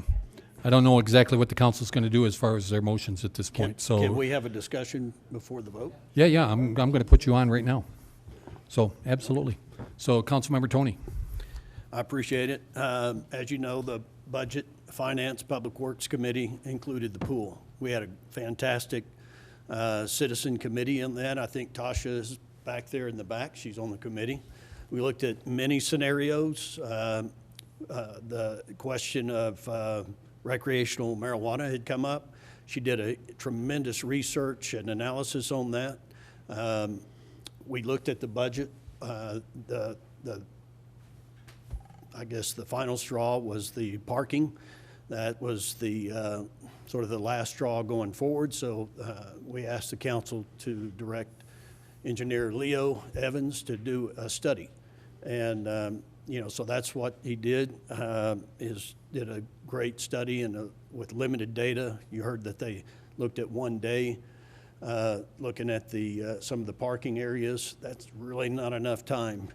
We're talking about a 25-year funding mechanism for the pool, 25 years.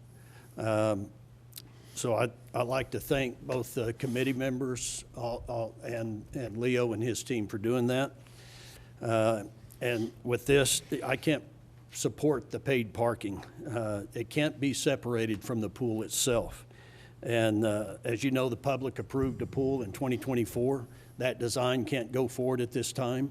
It's going to have to be redesigned. So right now, we don't know the final facilities design, the final construction costs, the project annual operating costs, the long-term maintenance obligations, or the level of taxpayer subsidy that may be required for these future years. This project ultimately cost, $24 million plus the interest rate and the operating fee. We're talking over $75 million. And that's financed through long-term debt. Taxpayers take responsibility for that, not only for the principal, but again on the decades of interest payments, along with the operating, staffing, utility, repair, and replacement costs. We need to look out for our citizens. We want a pool. I'd like to have one in 27. At this rate, it will not happen. So before we're creating new fees or revenue streams, we owe it to public to complete a financial picture that includes best case, expected case, worst case scenarios. The citizens need to know how this facility will be maintained over the next 25 years and just how it's going to be built. I'm equally concerned about the parking revenue projections itself. The assumptions, and you saw the page where the assumptions of this proposal were highlighted in potential issues and opportunities in a page to create a 25-year commitment. The city's parking analysis acknowledges that its conclusions are based on limited data and significant assumptions. These aren't minor caveats. They go directly to the credibility of the revenue estimates being used to justify this proposal. One of the most significant concerns involves South 3rd Street parking associated with the Royal Gorge Railroad train passengers. A substantial portion, about 60%, of this projected parking revenue appears to be tied to that area.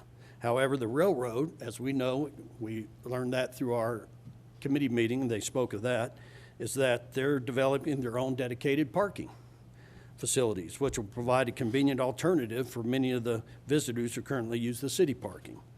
So if a significant share of that future parking demand shifts to private parking lots, parking revenues would fall well below projections. This is a variable revenue. It's not a sustained 25-year revenue.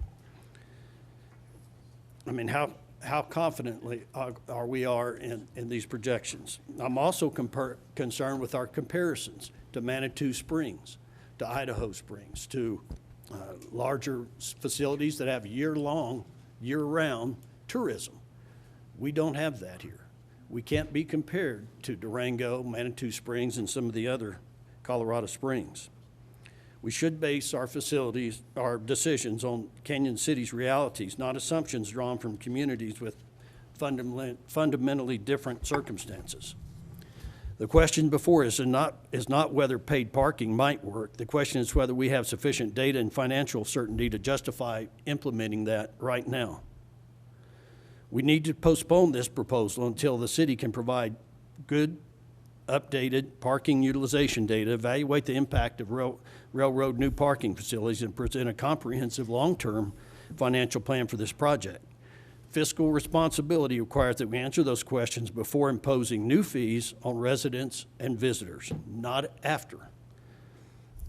It's irresponsible for this council to vote on this paid parking at this time.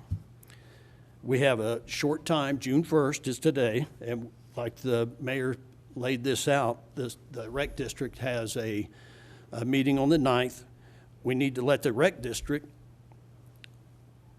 operate and build and operate the pool as they were designed to, and to let them know that today the city's no longer going to monetarily support this rec district pool. Okay, Thanks. Thank you, Councilmember Tony. Councilmember McCullough. Thank you, Mr. Mayor.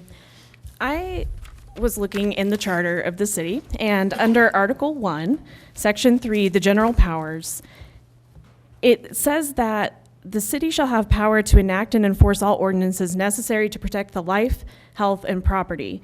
And later in that same section, it talks about to exercise such powers as conducive to the public welfare, happiness, and prosperity of said city and its inhabitants. And I bring that up because I want to push back on the narrative a little bit that we are not looking out for our citizens if we are considering paid parking. I think that there's a little bit of an urgency that's been put in place, but we are not factoring in all the residents that are part of this equation. And I haven't heard very much from our council members about how this would affect the children of our community. And maybe it's just because I, am friends with a lot of people who have children, but I don't think this is something that is so easily dismissed as saying that it's only financially responsible and that's how we protect our citizens. Having a place where people can learn a life-saving skill is also protecting our citizens. So let's make sure that the narrative is including all the people who would be affected by this, especially the most vulnerable ones. Yeah, just to respond to that, I don't think any vote tonight is anti-pool at all. I think, again, the rec district is the one that has the obligation, and this is from my perspective, and so that we want to just offer clarity. They also have taxing authority that they can do. They provide all the things. I don't know that the city provides anything to do with our smallest citizens at this point. The rec district does that, and I think this is consistent with that. I'm just going to push back on that, though. I mean, Fire away. literally in our city charter, and what we are up here to do is to uphold that charter. So it's not the rec district's responsibility to take care of our children. It's all of our responsibility. I don't disagree, but I also know that the city has priority with police protection that the rec district doesn't have. We don't educate students. That's the responsibility of the school system. So even with that position, the city government doesn't become the holistic anything and everything that we do. We're going to educate the kids because that's something we should do. We're going to provide a pool because that's something we should do. There would be an unlimited amount of things that you could put in there, that list, if you want to not divide the pie up into the places that have been traditionally divided up. So I appreciate what you're saying. I take a different position. So Christina Post, I'm going to put you on, but I've got three different council members that are on the list. So I just want you to know that you're going to be on the list. So I'm going to put you on. Councilmember Reeves. There's a couple things I wanted to bring up. Number one, I see online that the weed money keeps getting brought up, recreational marijuana, and Tasha's in the room. I won't ask her to come up unless she wants to speak to it, but I think it needs to be made clear some of these things that keep coming up as like, can we do this, can we do that? No, the recreational marijuana was very limited on where we could do it, what revenue we could gain. It wasn't worth the effort. So any online chatter about that, we kind of need to quit some of these ideas that are just not viable. I want to add to what Sarah's saying is that we need to remember too that at the end of this, if we don't go through with this, there won't be a pool. There is no other option for our kids. There isn't any, new thing that's going to come, and it's pretty much going to sit that way unless we, my proposal would be to take the money that we have collected and to level the land and just turn it into a lot or turn into a park or something like that. That way we can move past this issue and we can all settle on the fact that there isn't going to be a pool again, and that plenty of cities smaller than ours have pools, and we're kind of ghetto for not having one. I mean, I don't necessarily support the paid parking either. There isn't really a great path to get to this, but we have to understand that there isn't another option. I want that to be known really clear. There is no other options. This is the end, and there won't be really anything as far as I can see. So I am going to change my mind. I've got 4 council members who want to speak, and I'm going to do that. If there's any other citizens besides Christina that want to speak tonight on this issue, this is your opportunity to fill it out. I'm going to allow citizens to conclude. So if you want to speak, please fill that sheet out, get it to the clerk. Once Christina gets done, and if there is no more, then I'm going to focus completely on the council to do the comments. So Christina, come on up. If there's anybody else, now's the time to fill that out. This is the last opportunity. Welcome. Thank you. Hi. My name's Christina Post, and I am a member of the Recreation District Board of Directors. I'm here today speaking as a citizen. Sarah, I'm going to piggyback off of what you said. That's what compelled me to come up, Mayor, is when you said you are pro-citizen and pro-business, therefore you are against parking meters. Correct? Is that? I think the city council and the city government needs to be more pro-citizen than what it traditionally has. So I'm speaking about the government itself, and there are a number of people who are frustrated with their government, and there are a number of businesses. And so that's what I'm saying, is that becomes a standard or an emphasis. So I will just say that pro-citizen is making decisions that make a pool feasible for our community. There are children in our community who have never gone swimming in a swimming pool because they were born after the pool had closed down. They have never gone to lessons. Not everyone has the ability to drive to Florence to go to swimming lessons in Florence. We have a river running through our town, and we have kids who do not know how to swim. So I would argue that being pro-citizen is doing something to make sure that a pool happens. I will say, as a member of the rec board, we are hamstringed with the budget. The partnership thus far has been wonderful, and we have really appreciated it.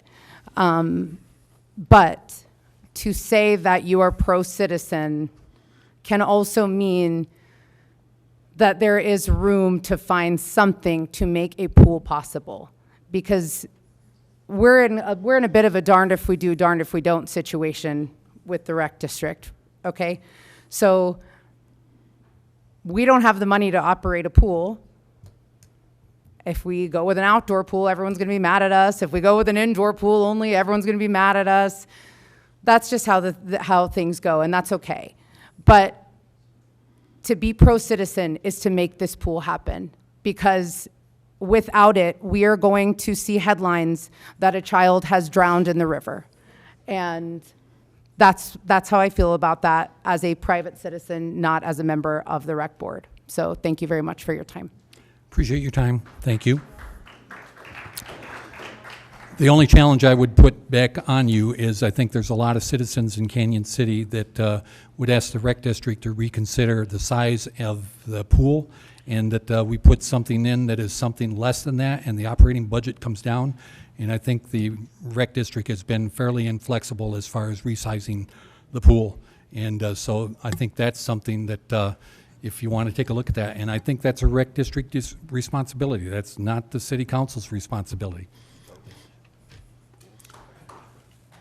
Okay. Thank you. I'm glad people are responding, and we can, council members, I'm going to get you on. Michael Register? Michael, I recognize you. How are you?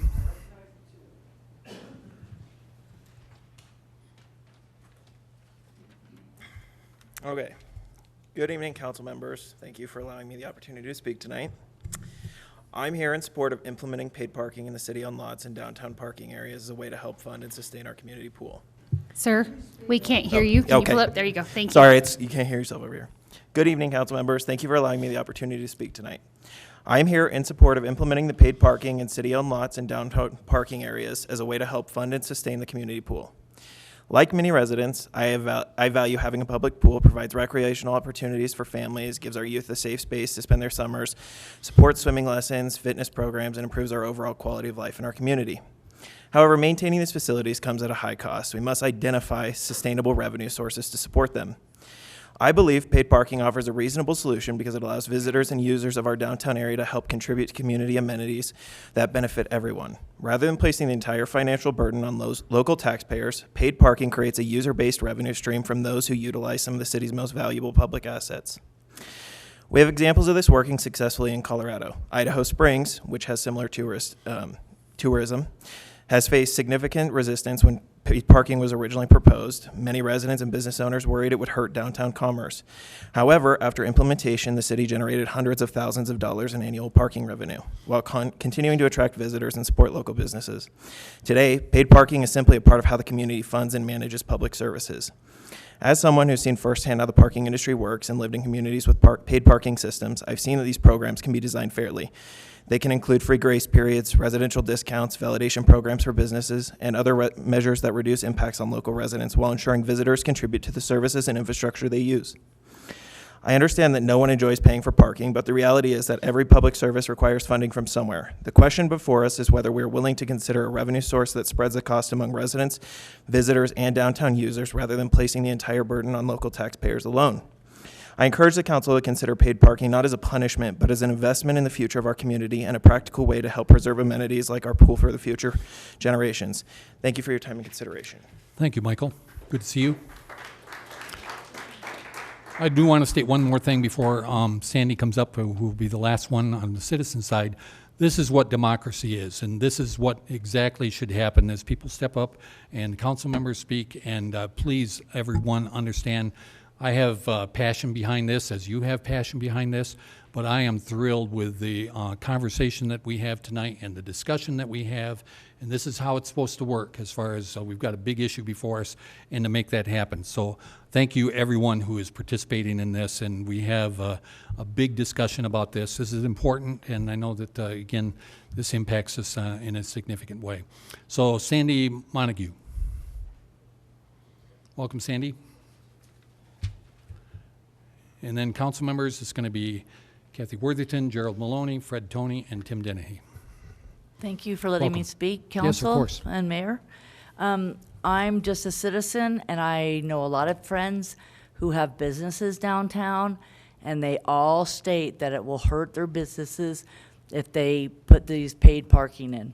I'm totally against it. I think that there's got to be another way to find revenue. I know this has been going on in circles and circles. I think the pool is way too big. It needs to be downsized. But the paid parking is crazy. And for us to be comparing to Manitou Springs and to Colorado Springs and to Durango is ridiculous, because we are a small, small town. And we, you know, $10 a day for parking is kind of crazy. I mean, that's going to hurt people. It will hurt downtown. It will hurt the businesses, and it will hurt citizens. They will not shop downtown. They'll go elsewhere. Thank you very Sandy. much. Councilmember Worthington. Thank you all for being here. I think my situation is I want the damn pool. However, it's to the point to where I feel like the city has done everything we can as a council for coming up with ideas.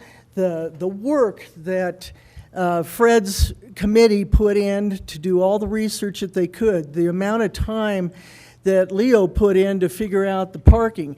If you look at just the dollars and cents, the parking alone won't even come close to being any part of what the operations of the pool will be. And that's whether they downsize it or whatever. It's still a fairly large operational cost with not as much revenue income as should be. I want the pool, but until we come up with a better way, and at the risk of yelling at the citizens who are the voters, it all fell down, and I thought that was a great comment. It was probably the city voters that probably were the 600 votes that we didn't get. But I feel like we have done as much as we possibly can, and I think it's time right now for us to step back and allow the rec district to come up with as much of a new design or a new decision that they make. And I am not saying that we should not step in later, because as to Sarah's point, we do have a certain responsibility as a city to try and keep our citizens healthy, happy, and have a quality of life. And that does mean helping through citizen, whether it's city budget or whatever, but this is not the way to go. Thank you. Councilmember Maloney. Thank you. I think a lot of projects, and we're having this discussion, and then we're going to have a motion on what direction to go. Is that what's going to happen? Yes, it is. All right, so I'm all for, thank you for all the parking study, Leo, that you guys did. I'm all for looking into paid parking, long-term parking in city-owned lots. Like J. Bob said, I don't think it's correct for downtown at this time until we have a serious downtown parking problem, which we do occasionally, Friday, Saturday night, and some afternoons. I live and work downtown, and I can always find a parking space. So until that becomes a real problem, we should not consider short-term parking on Main Street at all. But I'm okay with exploring the city-owned lots. That's not something that's uncommon.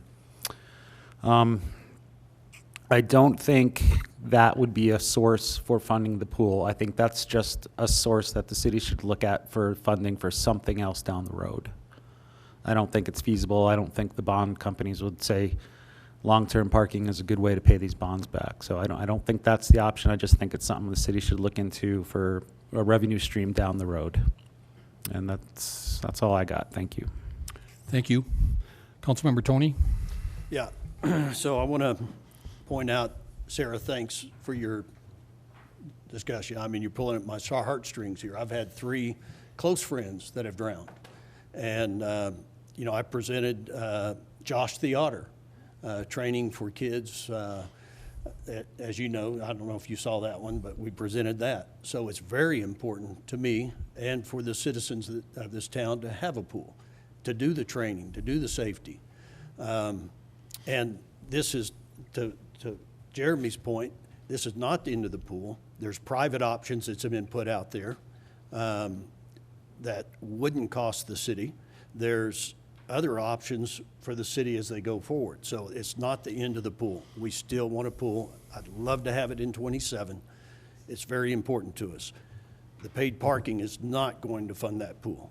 It just will not. There's too many holes in this financial projection. Like I said, we don't know how much it's going to cost to fund a pool because we don't know what the design is. That's up to the rec board. If for some reason the rec board doesn't have that funding, it was projected $700,000 a year, 200 people a day, 350 days a year. If that falls short, guess who covers it? It's going to be the city. So there's too many holes in this plan. So the paid parking is not the way to go. Okay. Okay, I didn't see your hand, Amy. I'm going to hit Councilmember Dennehy, and Amy, I'm coming to you next. Go ahead, Councilmember Dennehy. Thank you. This is, the whole pool issue's been going on for a while. And I don't know, there might be some people who still are against the pool. And you know what? I hope those people never grew up swimming in a pool when they were kids. I really do. Because if you did, shame on you for not being in support of a pool.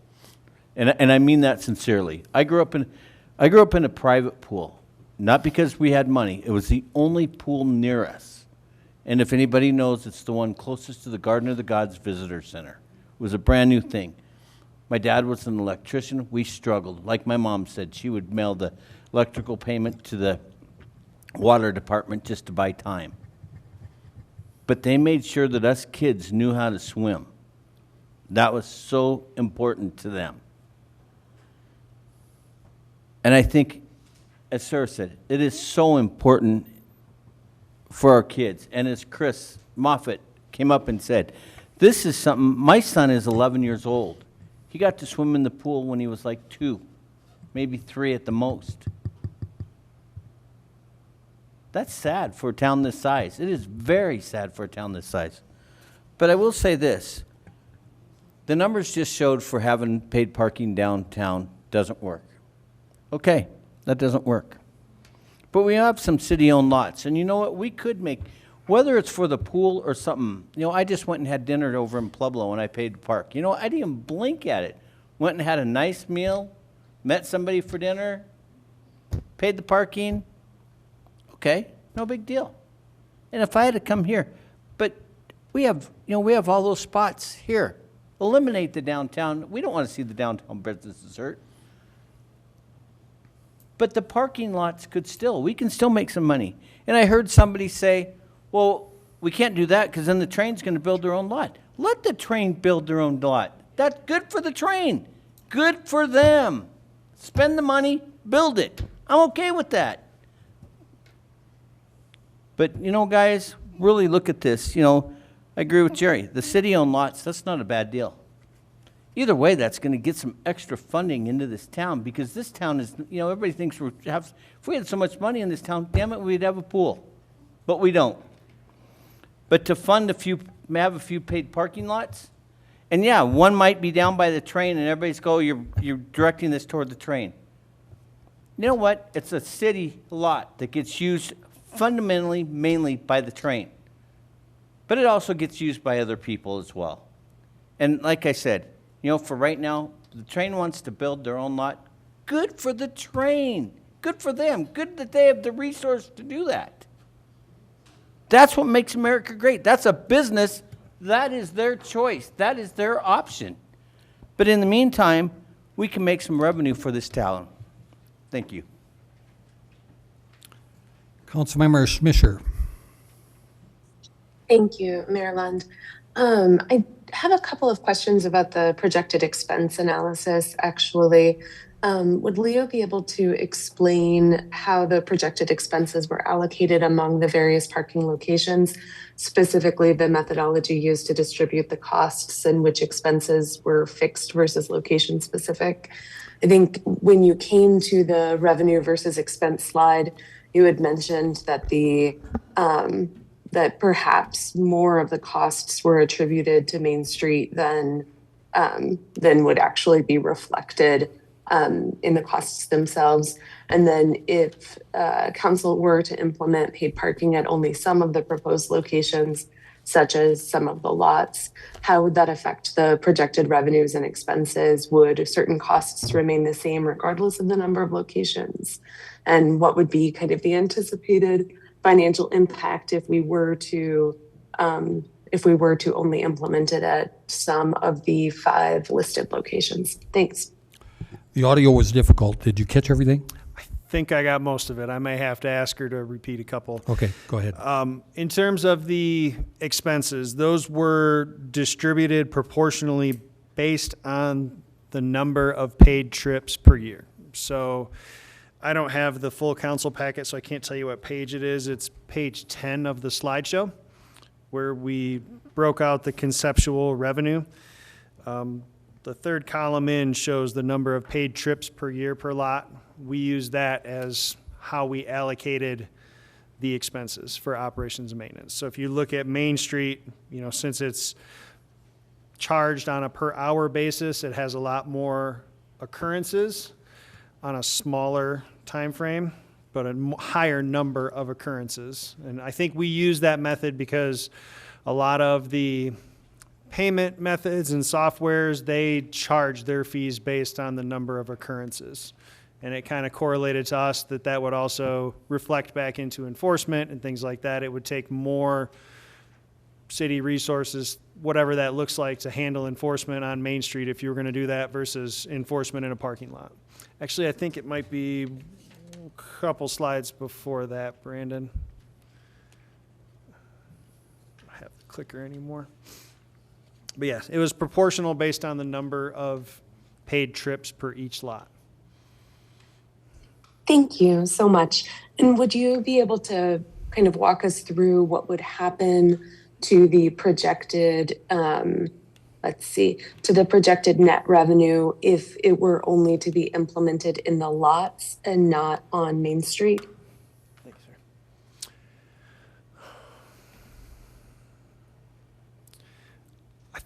My intuition is that the revenue would largely stay the same for the lots. I don't know that you would see a lot of movement there. I think if you did not charge on Main Street, but you did charge for something like the Peabody lot, those people are more likely to park on Main Street than they are in the Peabody lot, potentially. I don't know that you would attract a lot of others away from there.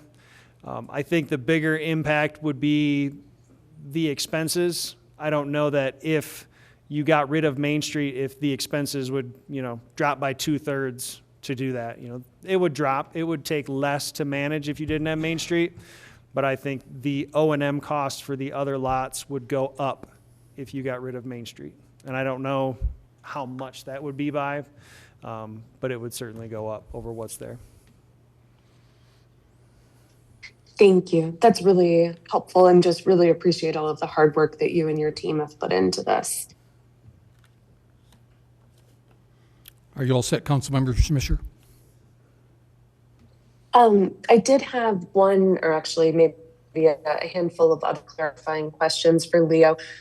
Could you, I believe during your presentation, but just for clarity's sake, the paid parking, like some of the assumptions considered were residents would be parking for free, that there would be an opportunity for businesses to comp, that that there's some flexibility in there to ensure that we're both generating projected revenue for the pool as well as ensuring that businesses and residents that their needs can be accommodated. Is that accurate? Yes, I would say that's accurate. There's certainly probably unlimited ways that you could provide different versions of benefits for residents in terms of parking vouchers. I saw some programs that offer residents, 10 free hours per month. You still have to check in, but you get 10 hours free a month or something like that. There are options for businesses to be able to comp parking so that if you paid for parking but you spent money downtown, you could get your parking refunded if the business, forget the term for that, validated your parking. But yes, there's lots of options for those type of things. I think the one, thank you so much. I really appreciate that clarity as well. I think the one other thing that I would comment on or like to say at this point is that I don't think that it's a $500,000 or nothing conversation. I think that part of what the rec district needed, part of the information that they needed to have from us in order to move forward with the scoping and the design, the finalization of the design of the pool was to know, is there a rough approximation of how much funding we could provide? Is that $50,000 a year, $300,000 a year? And if so, how does that change their analysis and what they could reasonably fiscally provide? The bond payments are already covered. The bond payments are from the sales tax 0.3% that was already approved by the voters. It really is that O&M deficit. And certainly from a city financial perspective, I would not be comfortable with saying that the city is the backstop if there is unexpected additional O&M deficit. However, I do think that there is an opportunity here to say that the city could provide funding of approximately X amount of dollars per year towards an O&M deficit, towards the O&M deficit. I don't think that it's an all or nothing, that just because it isn't all of the 500,000, that it doesn't mean that there isn't still a path forward for a continued partnership between the city and the rec district. Thanks. Okay, thank you, Councilmember Schmisher. My credibility is going to be put up, and I understand that, but I am going to allow Tasha to come up, who wanted to do that. And the reason is I want to make sure everyone gets a chance to be heard who wants to be heard tonight. So, Tasha, you have the floor, and I don't have any other council members, so I think we're moving towards a vote here very shortly. Thanks very much. I very much appreciate it. Tasha Avery here. Oh, thanks. Sorry. Tasha Avery here. I'm just a resident of Canyon City, also member of the Finance, Budget, and Public Works Committee and Pool Subcommittee. And I may or may not ever use it myself, but I desperately want a pool for the community. I also desperately want a pool for the community in a way that makes as many members of the community comfortable as possible. It's not at all where we're at right now, it seems to be, unfortunately. But one big question I have is, and this is not a critical question, it is an earnest question, because the rec district serves the city and the county. The pool would serve the city and the county. I honestly don't know where the county is in any of these discussions. I don't know if they are, I think that we went to them a little bit to try to seek, would they chip in some money toward O&M or something? I don't remember the details on that. But I'm really just curious, and it does kind of circle back around to the question of recreational marijuana, because in my mind, part of the reason why that didn't look like a viable solution for the city was because if we could, the county could support, a county our size could make enough money possibly to make it worth the while in sales tax revenue. But because we'd be limited in physical location within city limits, it wouldn't make any sense. So you'd have to spread facilities out across the county in order for it to make financial sense. How does the county feel about that? Like, does anybody, I mean, again, this is not a critical question. This is just an earnest question. And of trying to already trying to think about solutionizing toward the goal of not letting the pool die, but also reaching some clarity and letting, the rec district regroup, regather. Let's think about maybe it is a different design. Maybe that is, an idea moving forward. But still, how could we then circle back and maybe still contribute as a city, right? Like, we don't have to say we're out and we're washing our hands of this, but we also don't have to commit $500,000 or more for the next 25 years. And so I'm just wondering, so that's it. It's just a lot more questions than it is statements, but just, where's the county? I think rec marijuana still could be a potential if the county was involved. Also, I want to say about the report, I really appreciate, the kudos for the research that I did, but we didn't really look at any tax or income that could be generated from cultivation, processing, or testing, which are alternatives to sales. So I don't know what that would look like. Again, more questions, sorry, not providing information, but just more questions. Again, in the service of not letting the pool die, but also getting some clarity right now and letting people kind of break for a moment and then possibly come back together in the future. So thanks for letting me speak, Yep, Mr. Mayor. certainly. I've talked to the county numerous times, and the county has made it very clear that they are not interested in putting any funding towards the pool. They have done something with Florence. Yes? Yes, we'll allow it. I do want to limit and get to a vote sometime, but you're going to have to fill out a form, and it needs to go to Cindy. But I have spoke to the county commissioners, and they have been very clear that they are not going to be contributing to the pool. Kyle, you need to fill one out as well. You don't get an exception. Okay, thank you. I will do that. All I'm doing is just providing some clarification from statements earlier. So it was brought up on risk for the city as far as backing the general obligation bonds for capital construction of the pool. So a couple of things. Within the Tabor language of the general obligation bonds, we are capped at $44 million when you include interest payments. So what you do is the bond company, we set what we thought the budget for capital construction would be in 24.8. Then they went in and factored a 5.5% interest rate to give a $44 million amount.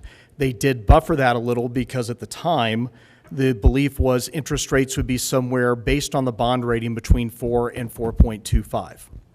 So you had some cushion there. At no point can the Recreation District go up to $75 million on repayment. That would be a Tabor violation. You are hard capped at the limit that is in the bond language, and that was in ballot question 6B.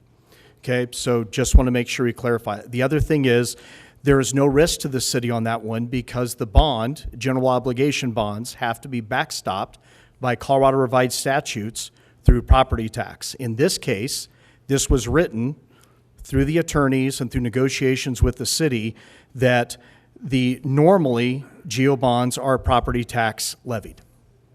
In this case, what happened is we said no, it would be sales tax levied. We got a limit that we thought we could get to at 0.3%, which we knew over time, over a 25-year period, would grow a little bit more. But the payments would then be capped at $44 million. If there is a payment shortfall, there is no risk to the city. The city, in that case, is not obligated to cover that shortfall. That then falls to the Recreation District, but it is backed by the GO bond. So then the district can do a levy. At some point, we looked at what is the risk, what is the amount that the city had. We believe that with the 0.3 tax, you may be close in the first 2-3 years, but after that, it is going to be above. So I want to make sure everybody knows that the city does not have a risk to then cover it. That has to then go by statute to the recreation district who is levying the GO bonds, not the city. The city then has to provide the sales tax. I just wanted to provide that clarification. That was it. Thank you. I see Councilmember Tony wants to react. I would assume the 75 million included operational as opposed to just simply the build out. Councilmember Tony and then Melissa. Good. That was my point. When we're talking 75+ million, we're talking about 1.7, 1.8 million a year for construction and financing. Another 1 million a year for operation and maintenance, of which that's an estimate. What happens if there's a shortfall? We On the talked operational about that side. in our budget meeting. The answer was, well, we'll have to get to that. That hasn't been discussed yet. So if there's a shortfall in O&M, 200,000, 300,000, what that's going to be, it's going to have to be the city that ponies that up, right? Okay, Melissa. Okay. Oh, it says the mic is on. It means it. Okay. Melissa Smines, I am a member of the rec board, and I just wanted to, I'm not speaking on behalf of the entire rec board, but some of the information I want to share with you guys. We sat up here next to you just about a month ago, probably. April 28th. And had a discussion about what was on the ballot measure and what we could build with the funding we have and the location and the information that was on the ballot that voters voted on. And we asked for a subsidy of about $500,000 at that time, and that's ideal. That would be perfect, right? And I watched the presentation, and we can all see that the parking situation isn't necessarily going to be bringing in that kind of revenue. But the city certainly, and this is in your lane, not in the lane of the rec district, right? The city is certainly in a position to offer some funding to operate a facility.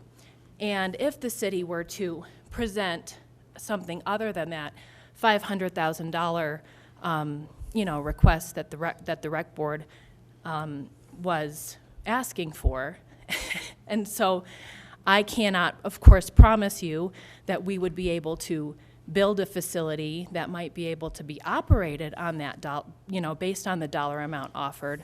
But I just wanted to put that out there, that it's something that could still be discussed if there is. It sounds like there's a lot of motivation for folks to move forward with a pool project, and just based off what Amy was saying and what Jeremy put forward, this could be, that's certainly our last chance for quite a long time to build a facility, for the kids in our community. And so I just wanted to put that out there in case folks weren't thinking about that. So, thank you. I'll fill it out, okay? Okay. Is there anybody else? Give me in the hands. Anybody else that's going to want to come up in a minute? Or is everyone wanting to wrap it up as far as? Well, it's the this is conversations. last call. Okay. It's the conversations that are happening up here that are. Yep. As a city, I live in the city. Mm-hmm. I get my tax bill because I don't want to hear any crap about I don't want to help the children. My tax bill, the first line most is I pay for schools. My second one is the rec district. If I live in the city and I am being taxed by the rec district, and then they want to subsidize citizens of the city, or they want us taxpayers to subsidize the pool, we're double jeopardy there paying for that pool. And this is the problem. The people in the city are paying for a rec district, for the entire rec district, and that's not right. I don't have anything against a pool. It needs to be on a smaller scale and something more feasible for our city, and no double jeopardy in taxes for the subsidies from the city and paying the rec district our mill levy. I don't know if it makes sense to you, but in my head, it sounds perfectly clear. Appreciate the comment. Okay, thank you. Thank you. Fred Tony's ready to make a motion. Yeah, I'd like to go ahead and make a motion that the city efforts to charge paid parking. I'd like to make a motion that the city's efforts to charge for paid parking in Canyon City, which includes Veterans Park and the city parking lots, is tabled, is denied. Okay, specific to that, no communication to the rec district. We're going to make that a separate motion. I think there should be a separate motion. Okay. Yes. You get to make the motions. Is there a support to that motion? Anybody want to support it? I will, but I'd like to ask a question. Yep, of course. On your motion, are we saying that we're going to table it, but we'll still explore options potentially based on the report that we have?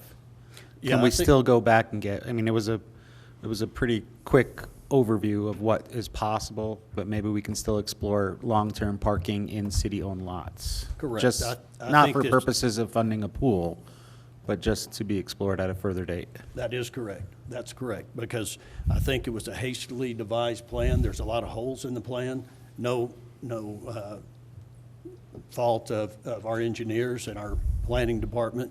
But there's a lot of questions there. We compared it to Manitou Springs. We compared it to Durango. We've got 60% of that is in jeopardy just in that parking that the train uses. So there's a lot of questions that needs to be answered and explored here in the future. I agree. That's why I asked. Okay, you support it? I second, yeah. Okay, so if I understand the motion is to table the whole parking meter discussion. You're not giving a date or anything else. It's just indefinitely tabled at this point. Is that correct? I want to make sure we got it. Okay. Yeah. Any discussion on the motion? The only concern I have is that it keeps tension out there for people who want to, are they going to do parking, they're not going to do parking, and it doesn't provide clarity with that. It's the only thing I'll say. I don't have a vote, and if there's no other discussion, we'll vote on the motion as presented. You go ahead and vote. Mayor Pro Tem Schmisher, can you give me your vote, please? Nay. The rest of the council, if you would like to vote, please. Failed 4-3. Okay. So where are we at?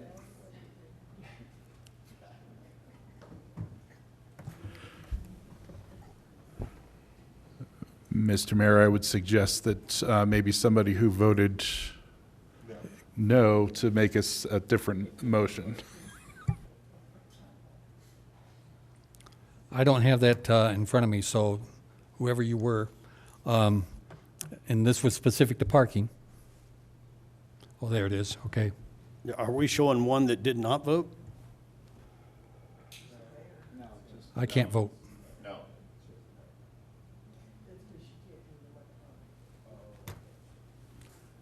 Jeremy, you have some thoughts?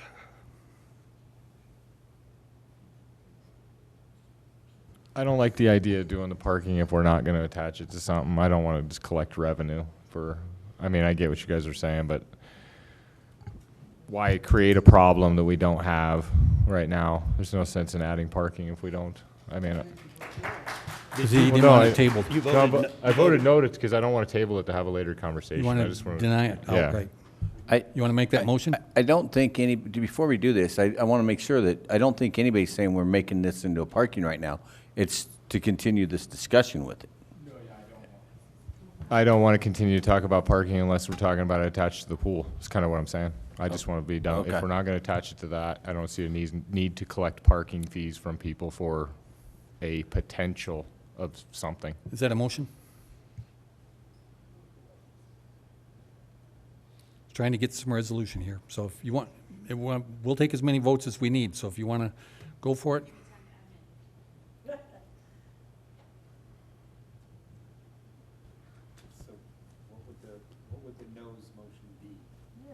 That's what he's throwing out. He just wants to deny as opposed to tabling it. So again, I'm asking if you want to make the motion. If not, I'll get away from you, and I won't keep pressing you. I don't really have a motion. I don't know what I would motion. Okay? Fred, you're not obligated to not make another motion, so you can, or anybody else. I don't have anybody on my screen. Okay. Let's make a motion not to charge for paid parking and just eliminate it and not look at it in the future. Okay, let's try it again. So I'd make a motion not to charge paid parking and not look at it in the near future. The near Eliminate future- paid parking. Okay. The near future is going to be the problem, so. Eliminate paid parking. Okay, that's the motion, to eliminate the discussion any further. It's gone. Is there a second to that one?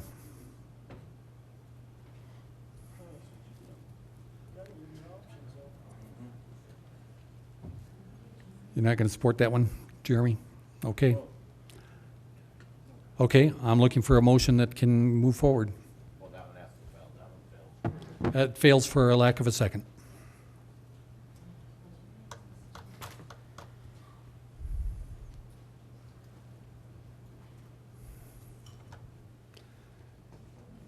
You want to make one?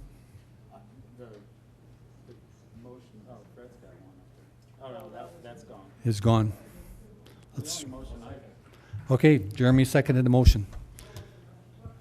The motion is that instead of tabling it, it is just paid parking is no longer up for discussion. It's off the table. And it has a second from Jeremy Reeves. Is that correct? Any discussion? Council members, go ahead and vote on this one. This is.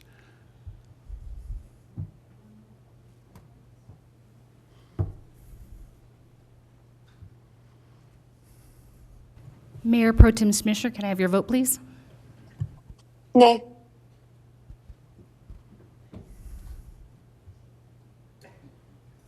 Failed 4-3.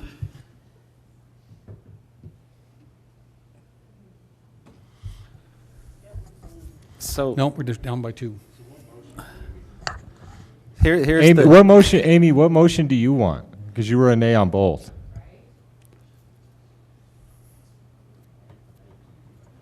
She was, it was the same vote last time. Well, I guess we had one change. I think Jerry changed. Jerry, do you have a motion? I'm not really sure. What I think we should do is, I don't think this paid parking should be tied to the pool. However, I do think the city should explore city-owned lots as paid parking at some time. I don't think we should just eliminate it from our discussion. I understand you said that's going to cause some concern, but this isn't about paying for a pool. It could be earmarked for something else, or general fund, or, well, it'd be an enterprise fund. I just think we should look at paying for our city-owned lots at some point in time, not particular to a pool, but just for a revenue stream for the city. 6 months down the road, a year down the road. Jeremy, would you support that or not? Mayor Lund, Okay. Yeah. Mayor Pro Tem Schmisher has her hand up. Yeah. Okay. Go ahead, Councilmember Schmisher. I move that council direct staff to proceed with the implementation of paid parking at city-owned parking lots as identified in the proposal, excluding Main Street parking spaces, and to return with any necessary ordinances, fee schedules, and implementation plans for council consideration. She wants to continue everything as is and move it down the road.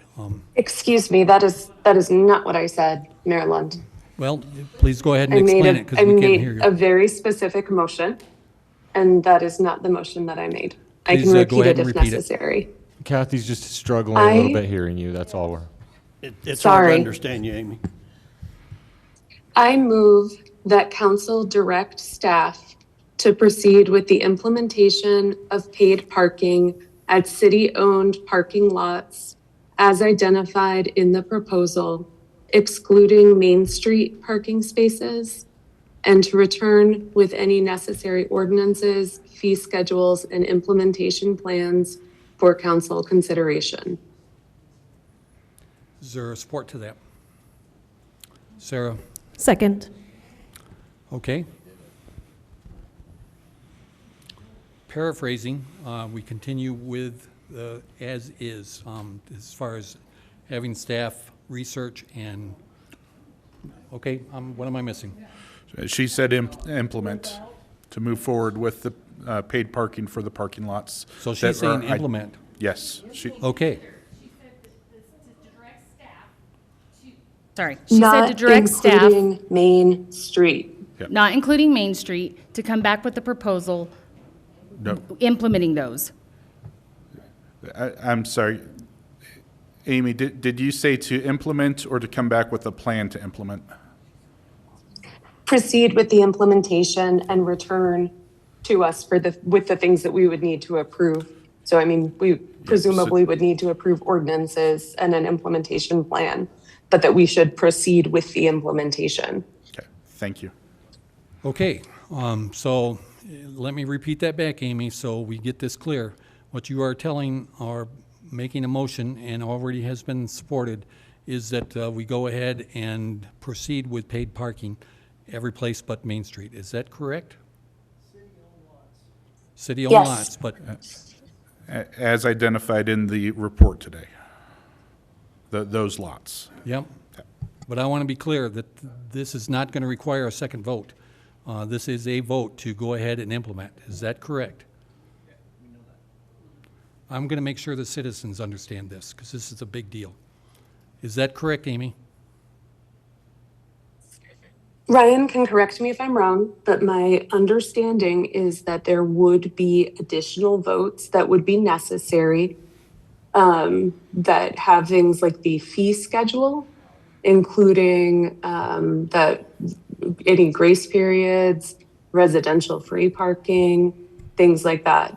I'm assuming that there would need to be an ordinance with a fee schedule attached, but I would defer to the city administrator or to Attorney Sellers.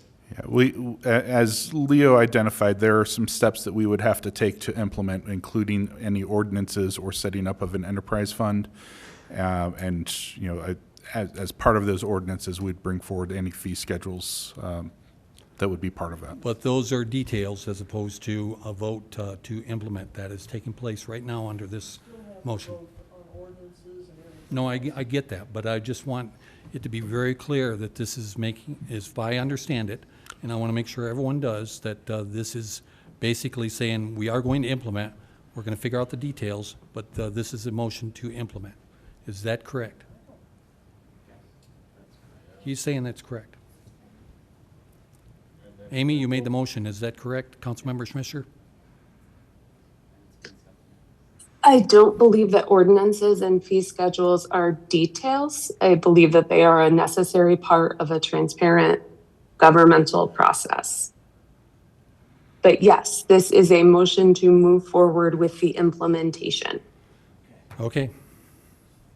Is there a discussion on this?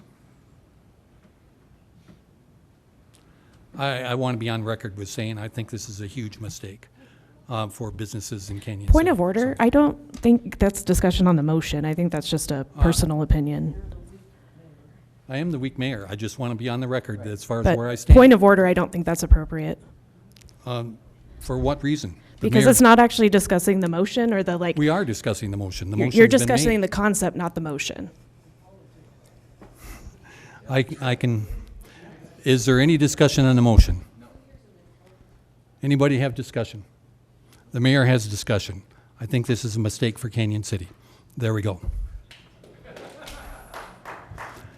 Okay, let's go ahead and vote. I do have a Okay, discussion point. council members, Tony, make sure your Again, mic's on. the discussion point on the vote, we talked about the implementing for Canyon City not being similar to the ones we discussed. It's the wrong thing to do, is charge parking at Veterans Park, at the other areas for the citizens in Canyon City. And the limited parking for the tourism, we're not like some of the other facilities, some of the other towns that have a year long. It's it's a seasonal. We're very seasonal here in Canyon City. Charging paid parking is not the thing to do. Can I just comment on that really quick? Yeah, absolutely. We're going to have further discussions about free resident parking, other options during festivals. We can come up with all those things as we go. Yep.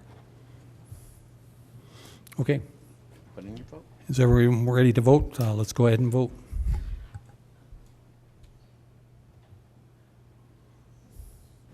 Mayor Pro Tem Smisher, can I have your vote, please? Aye.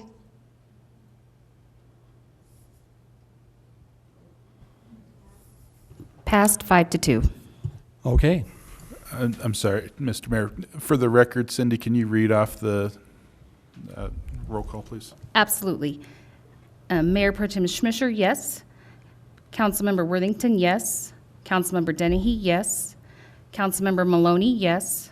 Councilmember Tony, no. Councilmember Reeves, no. Councilmember McCullough, yes. Okay, motion carries. Is there a message that we want to give to the rec district?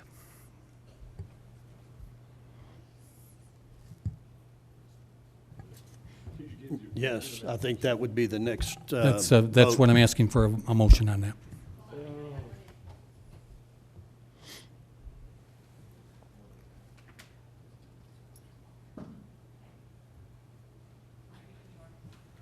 Thank you. So, again, we had communicated with the rec district on April 28th that we would get a message back to them. So I'm looking for what that message is that we wish to convey to the rec district. I'm looking for a motion. I don't have, our screens aren't cleared. Oh, okay. Yeah, I think with the lack of funding that we have for the A&M, or O&M, the go forward, as we discussed earlier, exploring all those options, they're not there, whether it's the budget, the paid parking isn't going to do it. It's just not there. So I want to make a motion to withdraw the city effort and the participation in the rec district's pool project. I move that the City Council of Canyon City direct the city administrator and city attorney to formally notify the Fremont County Rec District that the city of Canyon City will no longer participate in the planning, financing, development, construction, operation, or maintenance of the proposed rec district pool project. I further move that the city cease committing additional financial resources, staff time, contractual obligations, or public assets toward the project, except as necessary to fulfill any existing legal obligations and to facilitate an orderly transition of responsibilities. This action is based on the City Council's determination that the project's final scope, design, construction costs, long-term operating costs, maintenance obligations, funding sources, and financial risk have not been sufficiently defined to justify continued participation by the city. I further direct staff to provide written notice of action to the Fremont County Rec District and return to the council with any necessary agreements, resolutions, or actions required to implement this decision. Okay. Is there support to that motion?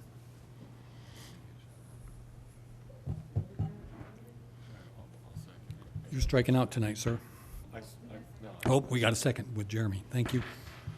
Okay. It was a lengthy motion. Basically, the communication to the rec district is we're no longer involved. That is correct. I mean, we've got a timeline. We were going to have to provide this direction, and it's today. Okay. It's moved and supported. Is there any discussion on this motion? Hearing none, we'll go ahead and vote.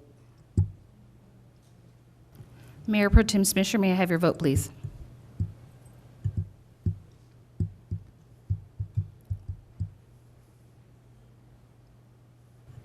Mayor Pro Tem Smisher?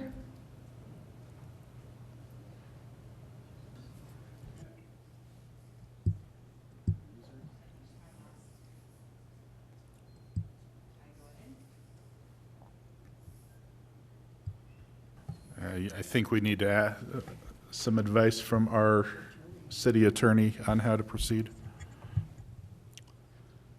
Well, she can't vote. I mean, because we're not hearing her for whatever reason. She's unmuted. but we're not hearing her. So there's no vote on the record. Okay. Call the question.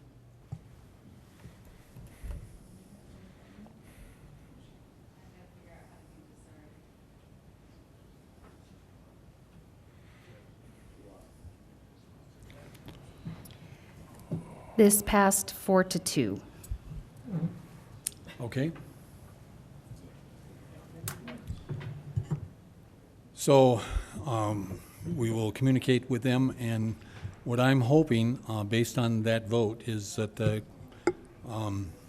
Rec District has a meeting on the 9th, and that they, based on this communication, they make some decisions to do that. So as far as they communicate back to the council. I do want to step in one thing, and I haven't had discussions with anybody about this, but I want to preserve a position for us as a council. So the mayor, at his or her own initiative, and when directed to do so by the council action, may establish special committees for the purpose of studying specific issues. Study committees may be composed of both council members and such other members as the mayor may designate.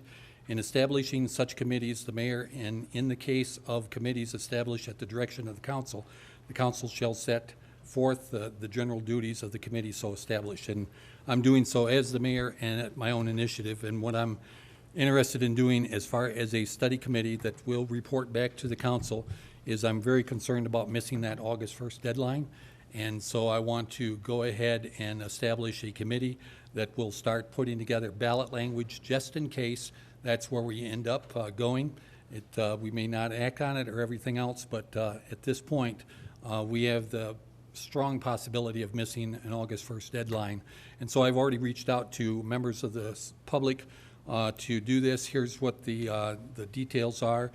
They'll study the options available to the citizens of Canyon City regarding the disposition of funds already collected for pool operations.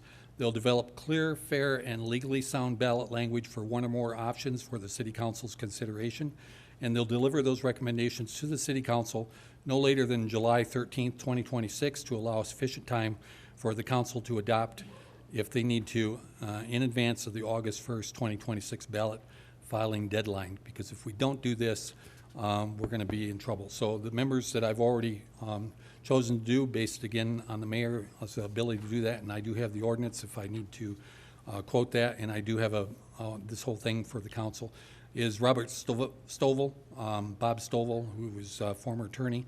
I've asked Brendan Pardue, who many of you know. I've asked Justin Banks. I've asked Jesse DeGroot.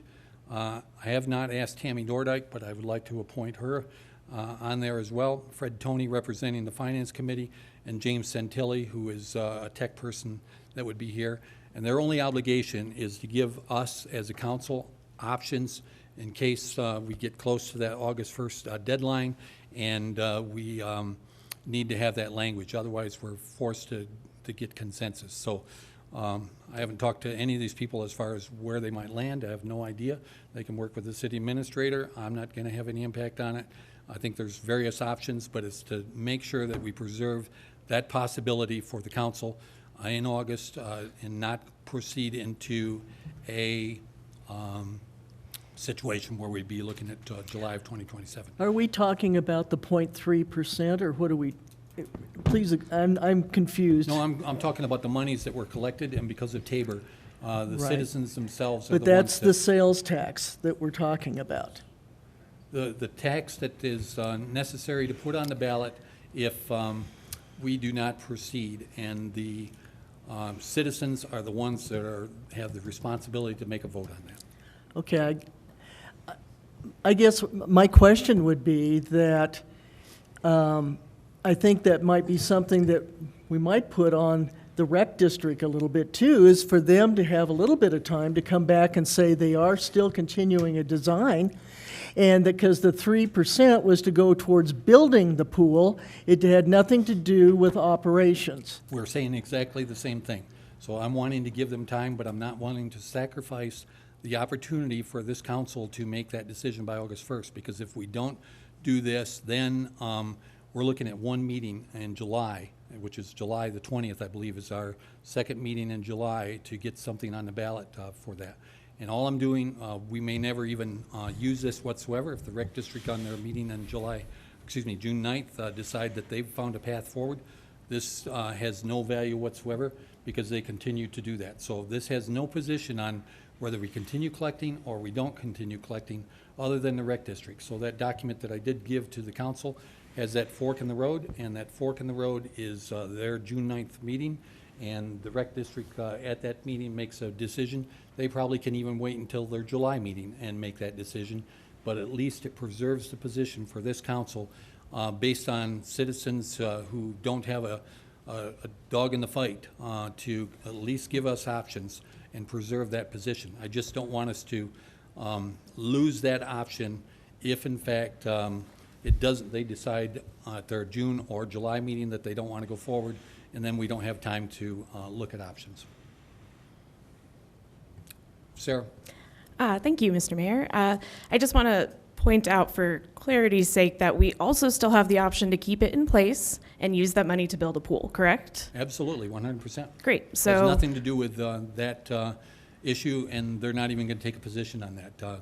That's not their responsibility to take a position. Their position is to be neutral. But it sounds like there is a push towards making sure that we have that ballot language, which I agree with. It's always good to have it ready to go so that we can make those deadlines required by the state. But I want to just make sure the public knows that that is not an inevitability and that we still do have the option to use that money if the council decides not to. 100%. No disagreement with that whatsoever. Great. Thank you.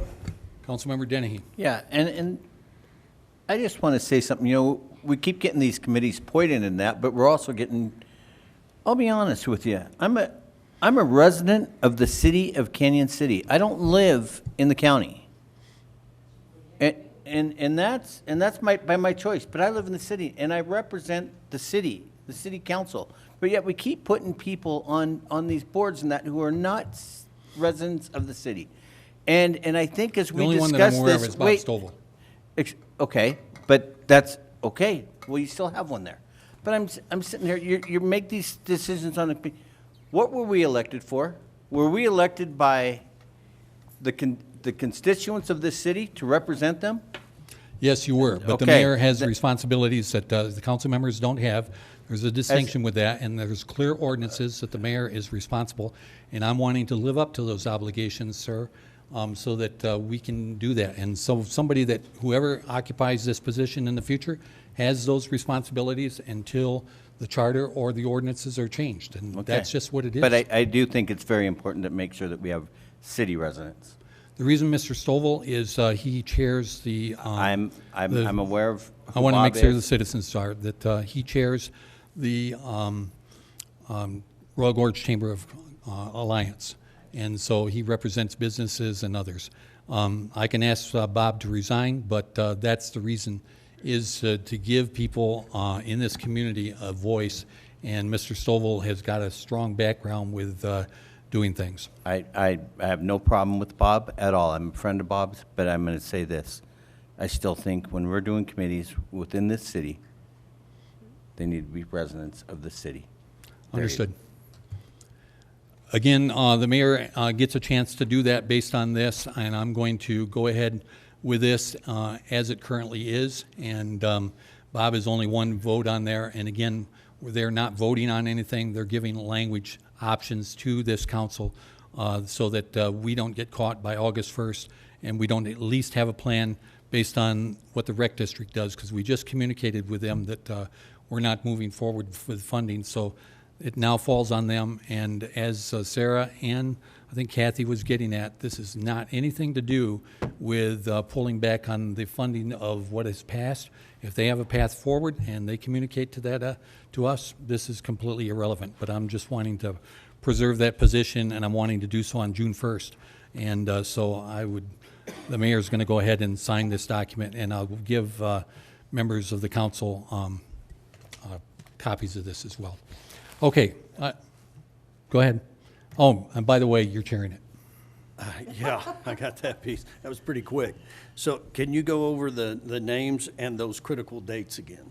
Yep, we'll be happy to do that. So the names on this is Robert Stovall, Brendan Pardue, Justin Banks, Jesse DeGroot, Tammy Nordyke, Fred Toney, and James Santilli. Okay.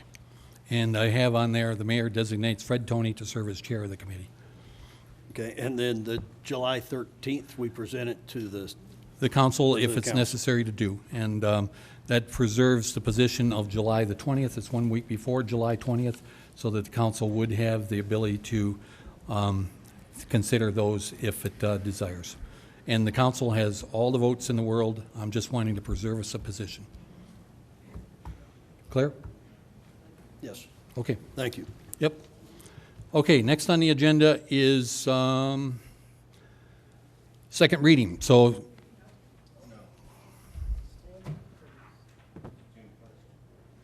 oh, right, okay, I didn't see that one. Okay, standing committees. So when they passed in January on the first meeting, which was January 5, the standing committees were appointed and set up for the three committees that were established by the council, which is where the committees are, and those were appointed. And we had not only council members on there, we had citizen committee members that were on there. And it passed, but it was based on June 1st coming back and suggesting if this was working or it was not, is how I understood that. And so that is up for review and discussion. Yes, sir. Yeah, I think Councilmember the Toney. committees have been a great asset, whether it's the public safety, the economic, or the finance committee. I think we've been able to include some citizens that have incredible talent, incredible insight, and done a lot of work. I think the committees should move forward, and it gives our citizens another avenue to speak during those committee meetings. It's been important that we've had that input from the citizens at those separate committee meetings. So I think it's important to continue these. Okay, Councilmember Maloney. I'll agree. I think we started out with a little confusion on all the subcommittees, but I'm okay with the meetings that we've kind of scaled it back to, which is basically the main of the three meetings once a month or so. And then we can always have a special meeting called. So I'm okay with it. I just didn't have a whole lot of time dedicated to all the subcommittees.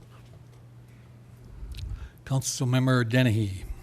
And I have a different view on that because I was elected and I hear things coming up and I have no chance to discuss. And every citizen has a chance to discuss at any meeting we have here, any meeting. But council members, yeah, we could go to every one of those meetings, but now you're asking a lot more of us. I disagree. I think, and personally, as a council member who's been on here for a while, watching what's been being done, I feel that we've put more burden on staff, and I don't feel that we're getting as much completed as I've seen in the past. And so that is where I am at on that. Thanks. You're welcome. Thank you for participating as a council member. Councilmember Worthington. To kind of piggyback on that, I think in this case, the committee I've been involved in, the economic development, the best thing we've had has been actually a county member who does not live in the city, and she has brought a wealth of knowledge. But what I feel like I have been missing is I feel like it's kind of, I've lost a lot of the communication from one committee to another. I believe that as a council, a lot of these decisions, really, we all bring a different perspective.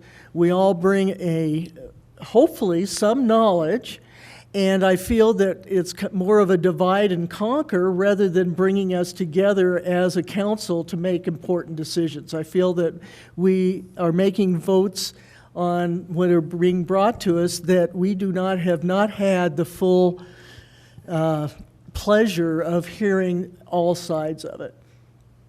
Thank you. Councilmember Reeves. I'm going to add to the same thing. But I do love my committee. I love the people on the committee. Having the citizens involved is actually really amazing. I wasn't one that expected that we'd have as many people get involved, but that they have, I love it. I do feel that it pulls away from our communication as a council, is that we don't get, just what Kathy just said, is I find myself going and watching other committee meetings to find out what's actually going on. And I know your intent with this initially was that we deep dive into these things, but I think actually what we're doing instead is spraying and praying that we hope we understand the concept, or hope that we understand. And I think we're just kind of spinning our wheels and not getting things done to the level that we could if we were all communicating more about these issues and airing things out in this context more than just three of us and then three of us, and it's divided us a bunch, I believe. Councilmember McCullough. Thank you, Mr. Mayor. To follow along with that, I do feel like there is a siloing effect where, given this is not something I have experience with before being on this council, so you all definitely have more experience with how it was before, but I do think that as I receive feedback from my constituents that might be more appropriate for the Economic Development Committee, for example, or the Public Works Committee, I want to be able to bring those concerns to them, not just on the dais, but in the problem-solving sessions. Also, Amy has her hand up. Councilmember Schmischer. Thank you. Would it be possible to hear from Ryan, the staff perspective on how the committees have been working? Thanks. Thank you. I actually asked Cindy to poll our senior staff. Cindy, do you have a recap of that? Yes, sir, and I'm going to read it so I don't miss what anybody said. It says there is an overall consensus that the department heads do not believe that anything is being achieved by the new committee structure. The meetings are creating more redundancy and rework, which is creating a less efficient government. The view is that there are more meetings with less actually being accomplished. Staff feels that there was more being accomplished under the former model. The perception is that the committees don't know what they are supposed to be accomplishing and are left to their own devices rather than an overarching direction or framework from City Council. The staff perception is that there is one group that is being driven by a personal agenda rather than what is best for the community. Some staff members felt that the number of meetings and committees were overwhelming and gave considerable extra burden and workload. Previously, the committee meetings were tied to council priorities or emerging issues that needed to be addressed that aligned with staff job duties. The new format is creating additional priorities and workloads that may be supported by the committee but not by the entire council. This leads to frustration that the committees are creating priorities and workload, and those topics end up getting targeted in social media before they are presented, creating a sense of spinning wheels and wasting staff time, taxpayer dollars on initiatives that are set up to fail. Staff likes that the public is involved in the committees and that they bring ideas, but there need to be guardrails to keep initiatives to agreed upon council priorities. Thank you. Councilmember Tony. Yeah, I think this committee's also covered some things. Remember, we're not making decisions in these committee meetings. We're presenting them to the council. So the council's hearing everything that's in that committee meeting. They're also shared. I think that if those are eliminated, we're going to have to spend more time, more hours in these council meetings, or have more council meetings. We'll need, I don't know, to cover everything we're covering in these committees, maybe 4 council meetings a month. So I think it's not going to reduce the push on staff to be able to do that. Thank you. Councilmember Reeves. I agree partially what you're saying, but we'll also have different committees that, like the original committees with the visions and the different committees that will actually talk about these things and discuss these things. I do agree with you, though, that maybe we should actually, in addition to maybe having the old committees, is create a citizen committee that is specifically for, I don't know exactly, but a citizens committee in some way, to where we're including these people and doing that sort of, because I do like the concept of it, but I feel that I, as a council member, am really missing out on the information I need to make a decision that I was elected to make a decision for. Okay, thank you. Anyone else? Councilmember Schmischer. Thank you. I just want to support what Councilmember Reeves just said. I've really enjoyed having the citizen active participation on the committees, and I think that they've really added quite a lot. I think if we do move back to the two committees of a whole that each meet once a month, that it would be wonderful to invite those citizens that were appointed to the committees to serve as an advisory body, and continue inviting them to the meetings, and perhaps then they can choose which ones they would like to attend based on the agendas. But just want to thank them for the time, effort, active participation, and help that they've certainly provided over the past 4 or 5 months. Thanks. I will weigh in myself. I think the Economic Development Committee, and I went to most of them, we have accomplished some things. We brought a number of ordinances to the council. We're also going to bring another one coming right up. And so those things, I'm not certain, I didn't serve on former councils, but I do think that they did get input from citizens that they didn't have. Kathy made reference that we have included people from Lincoln Park and other places, and before I became mayor, that was a big deal for people that please give us a voice, and we went ahead and allowed for, of the 7 members, 3 could be from outside the city. And I just think that that was a good thing, and I hesitate to see us pull back on that and go back to that position. I make no apologies that I am interested in change in city government. And so there is a position that if we just continue down a path, I should read some texts that I've received today. I received over the weekend. I received on Friday when I got back here. And there are citizens who are very concerned about the functioning of city government. And we've got to have a way to deal with that. And so social media is a way for me, and I don't want to get into the social media thing, but to get citizen voices and to get them involved. And we have lots of citizens who are participating now, and that is a good thing. And if we are going to make changes, we've got to engage citizens to have them available. And I think it may take even longer time, but anybody is going to, the homeless people were, I don't mean to make this comparison, but I'm going to at least, no one likes change.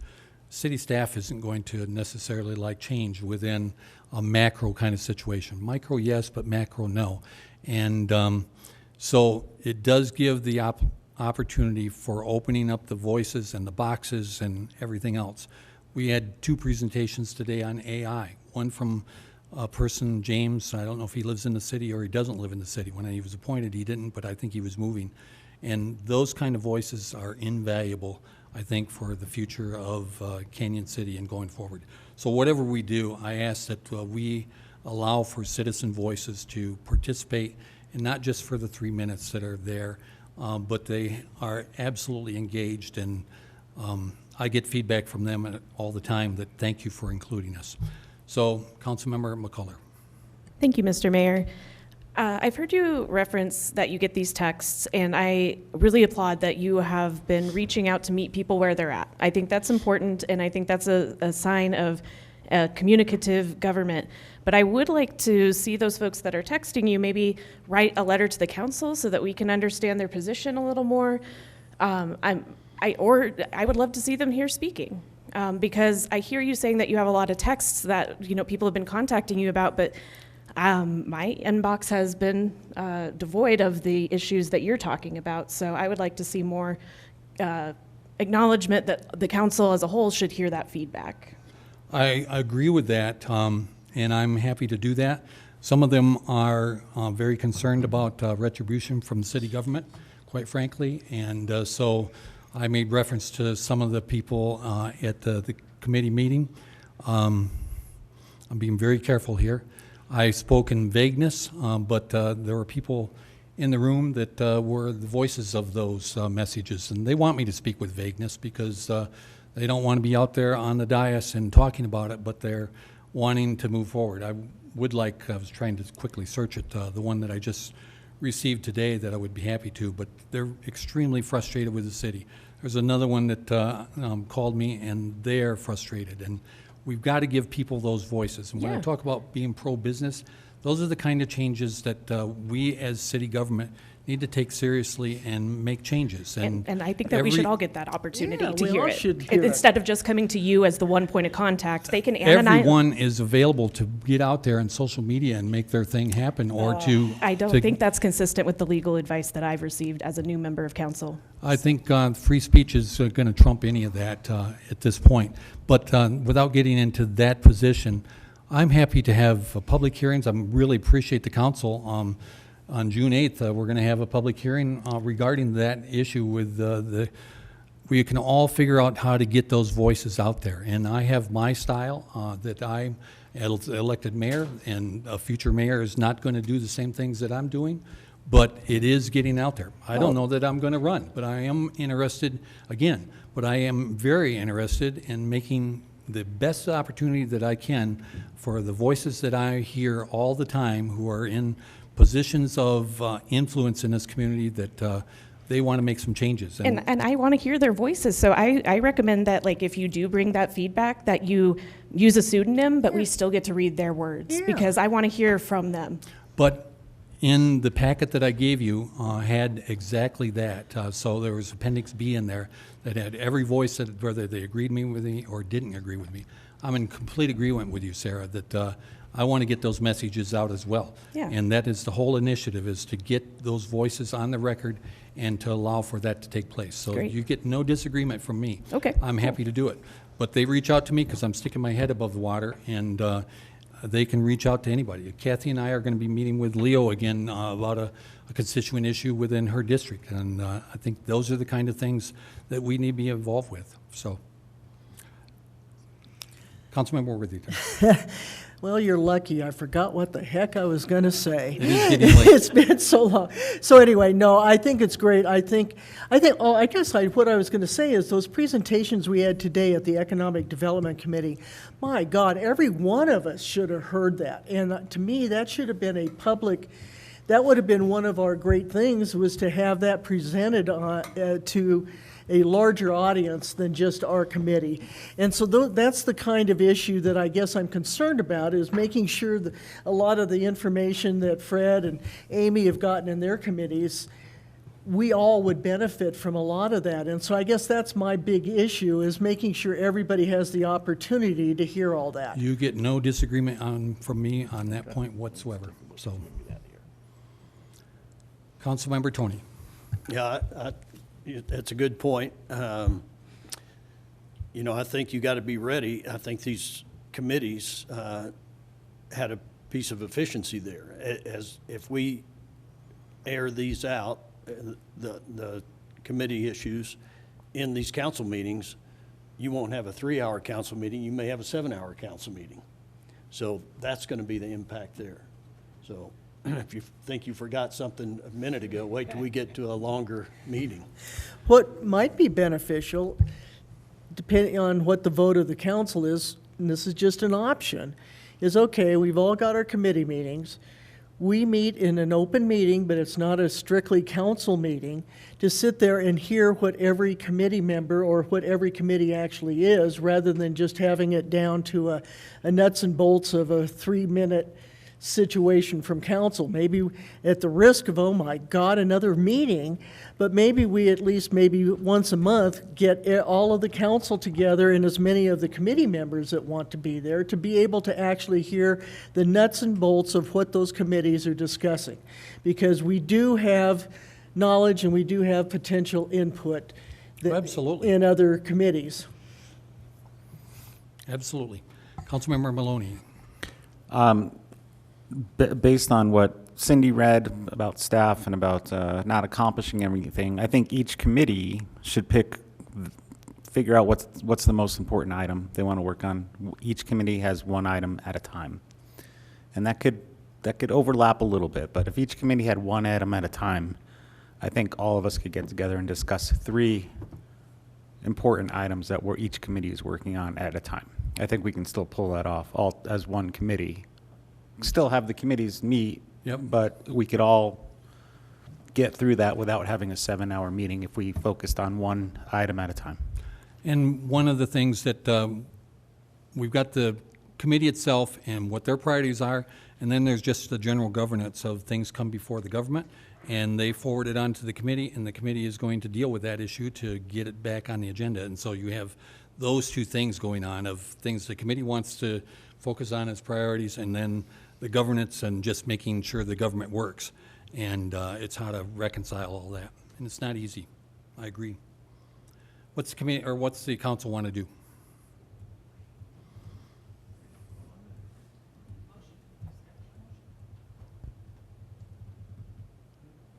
Councilmember Tony. I'd like to make the motion, we continue the committees, and yet, like Councilmember Maloney had mentioned, we have a more focused plan to present back to the city council, and we pick, maybe it's one item a meeting to accomplish. That way, at least we're trying to focus on accomplishing something. That doesn't mean that the citizens can't show up and air their concerns and stuff at these specific committee meetings, because a lot of the citizens can't take off work, you know, to make these meetings or go home and watch the kids. We've made that commitment to do. So I think I'd like to make the motion that we continue those committee meetings with focused goals at each meeting. Okay, is there support? Councilmember Maloney supported it. I have a question on the motion. So at first you said one item per meeting at the beginning of making your motion, and then at the end you said focused items. So The citizens can bring up their items. We still can listen to those citizens that show up. Why Okay. not? And we can We still wanna have, hear from the we could citizens. still have presentations. We still can have the still- priority for our goal for that meeting, but we want to hear from the citizens, and we can pass that on, or you can read the minutes. Those are presented. You can read those as the council requires. Then it's presented to the council on that one goal. Okay. It's been moved and supported. Discussion on the motion. Seeing no discussion, let's go ahead and vote.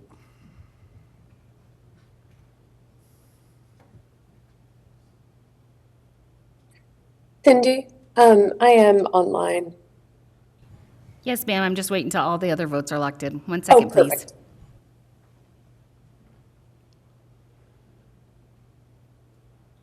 Mayor Pro Tem Smisher, your vote, please. Nay.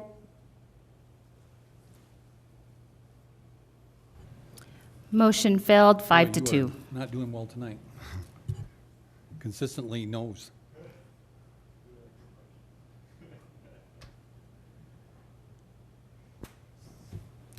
So what does that mean? No more committees? I don't know what that I means. have a motion. Okay. Go ahead, Sarah. She asked for, okay. I move that we table this discussion to the 18th so that we can reconvene and come up with some solutions to how we want to proceed on this.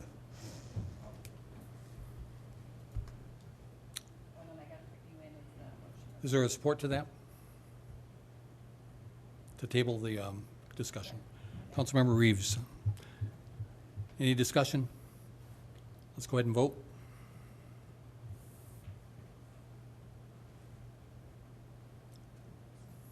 Don't take this wrong at all. Mayor Pro Tem Smisher, your vote, please. Nay. I figured she would do that. I really did. Passed 4 to 2 with 1 abstain. I'm sorry, but I don't think a council member can abstain, can they? Unless they have a conflict of interest. Doesn't matter at this point. I know it doesn't matter, but think just that- as I a think- point of order, I think you're not to abstain. Sorry. Catherine, under what circumstances can a council member abstain? Typically when they have a conflict of interest. There's something that bars them from voting. Right. So I changed my vote? You'll need to give a verbal. That'll be a yes then. Okay. Thank you. I just was aware that that was a ruling in the past. So, okay, now to the man who has the patience of Job at 2 different meetings both times. That would be Lester, for sure. So we are here for a second reading and adoption by title only of ordinance number 9, series 2026, entitled the Ordinance of the City of Canyon City amending section 14.04.03L of the Canyon City Municipal Code concerning soils testing for additions to residential buildings. Anyone want to discuss this, or can we go ahead and make a motion on this for a second reading? Yeah, the staff report, this is a second reading. We have not received any additional public comments, and council can pass on second reading. Okay, thank you. I have a motion from Sarah. Sarah, you want to go ahead and quote that? Yes, thank you, Mr. Mayor. I move to approve on second reading ordinance number 9, series of 2026, for amending section 15.04.030L of the Canyon City Municipal Code concerning soils testing for additions to residential buildings. Okay, it's been supported by Jeremy Reeves. Is that correct? Second. Any discussion on this motion? Lester, you want to say anything? No. You're good? Okay, very good. Mayor Pro Tem Smisher, may I have your vote, please? I guess everyone's already voted. Ready to get out of here. Unanimously passed. Okay. We are adjourned, and we're set up for the next regular meeting at June 15th, but we're going to be here on June the 8th for a public hearing dealing with flock cameras and possibly the contract from the Royal Gorge Bridge.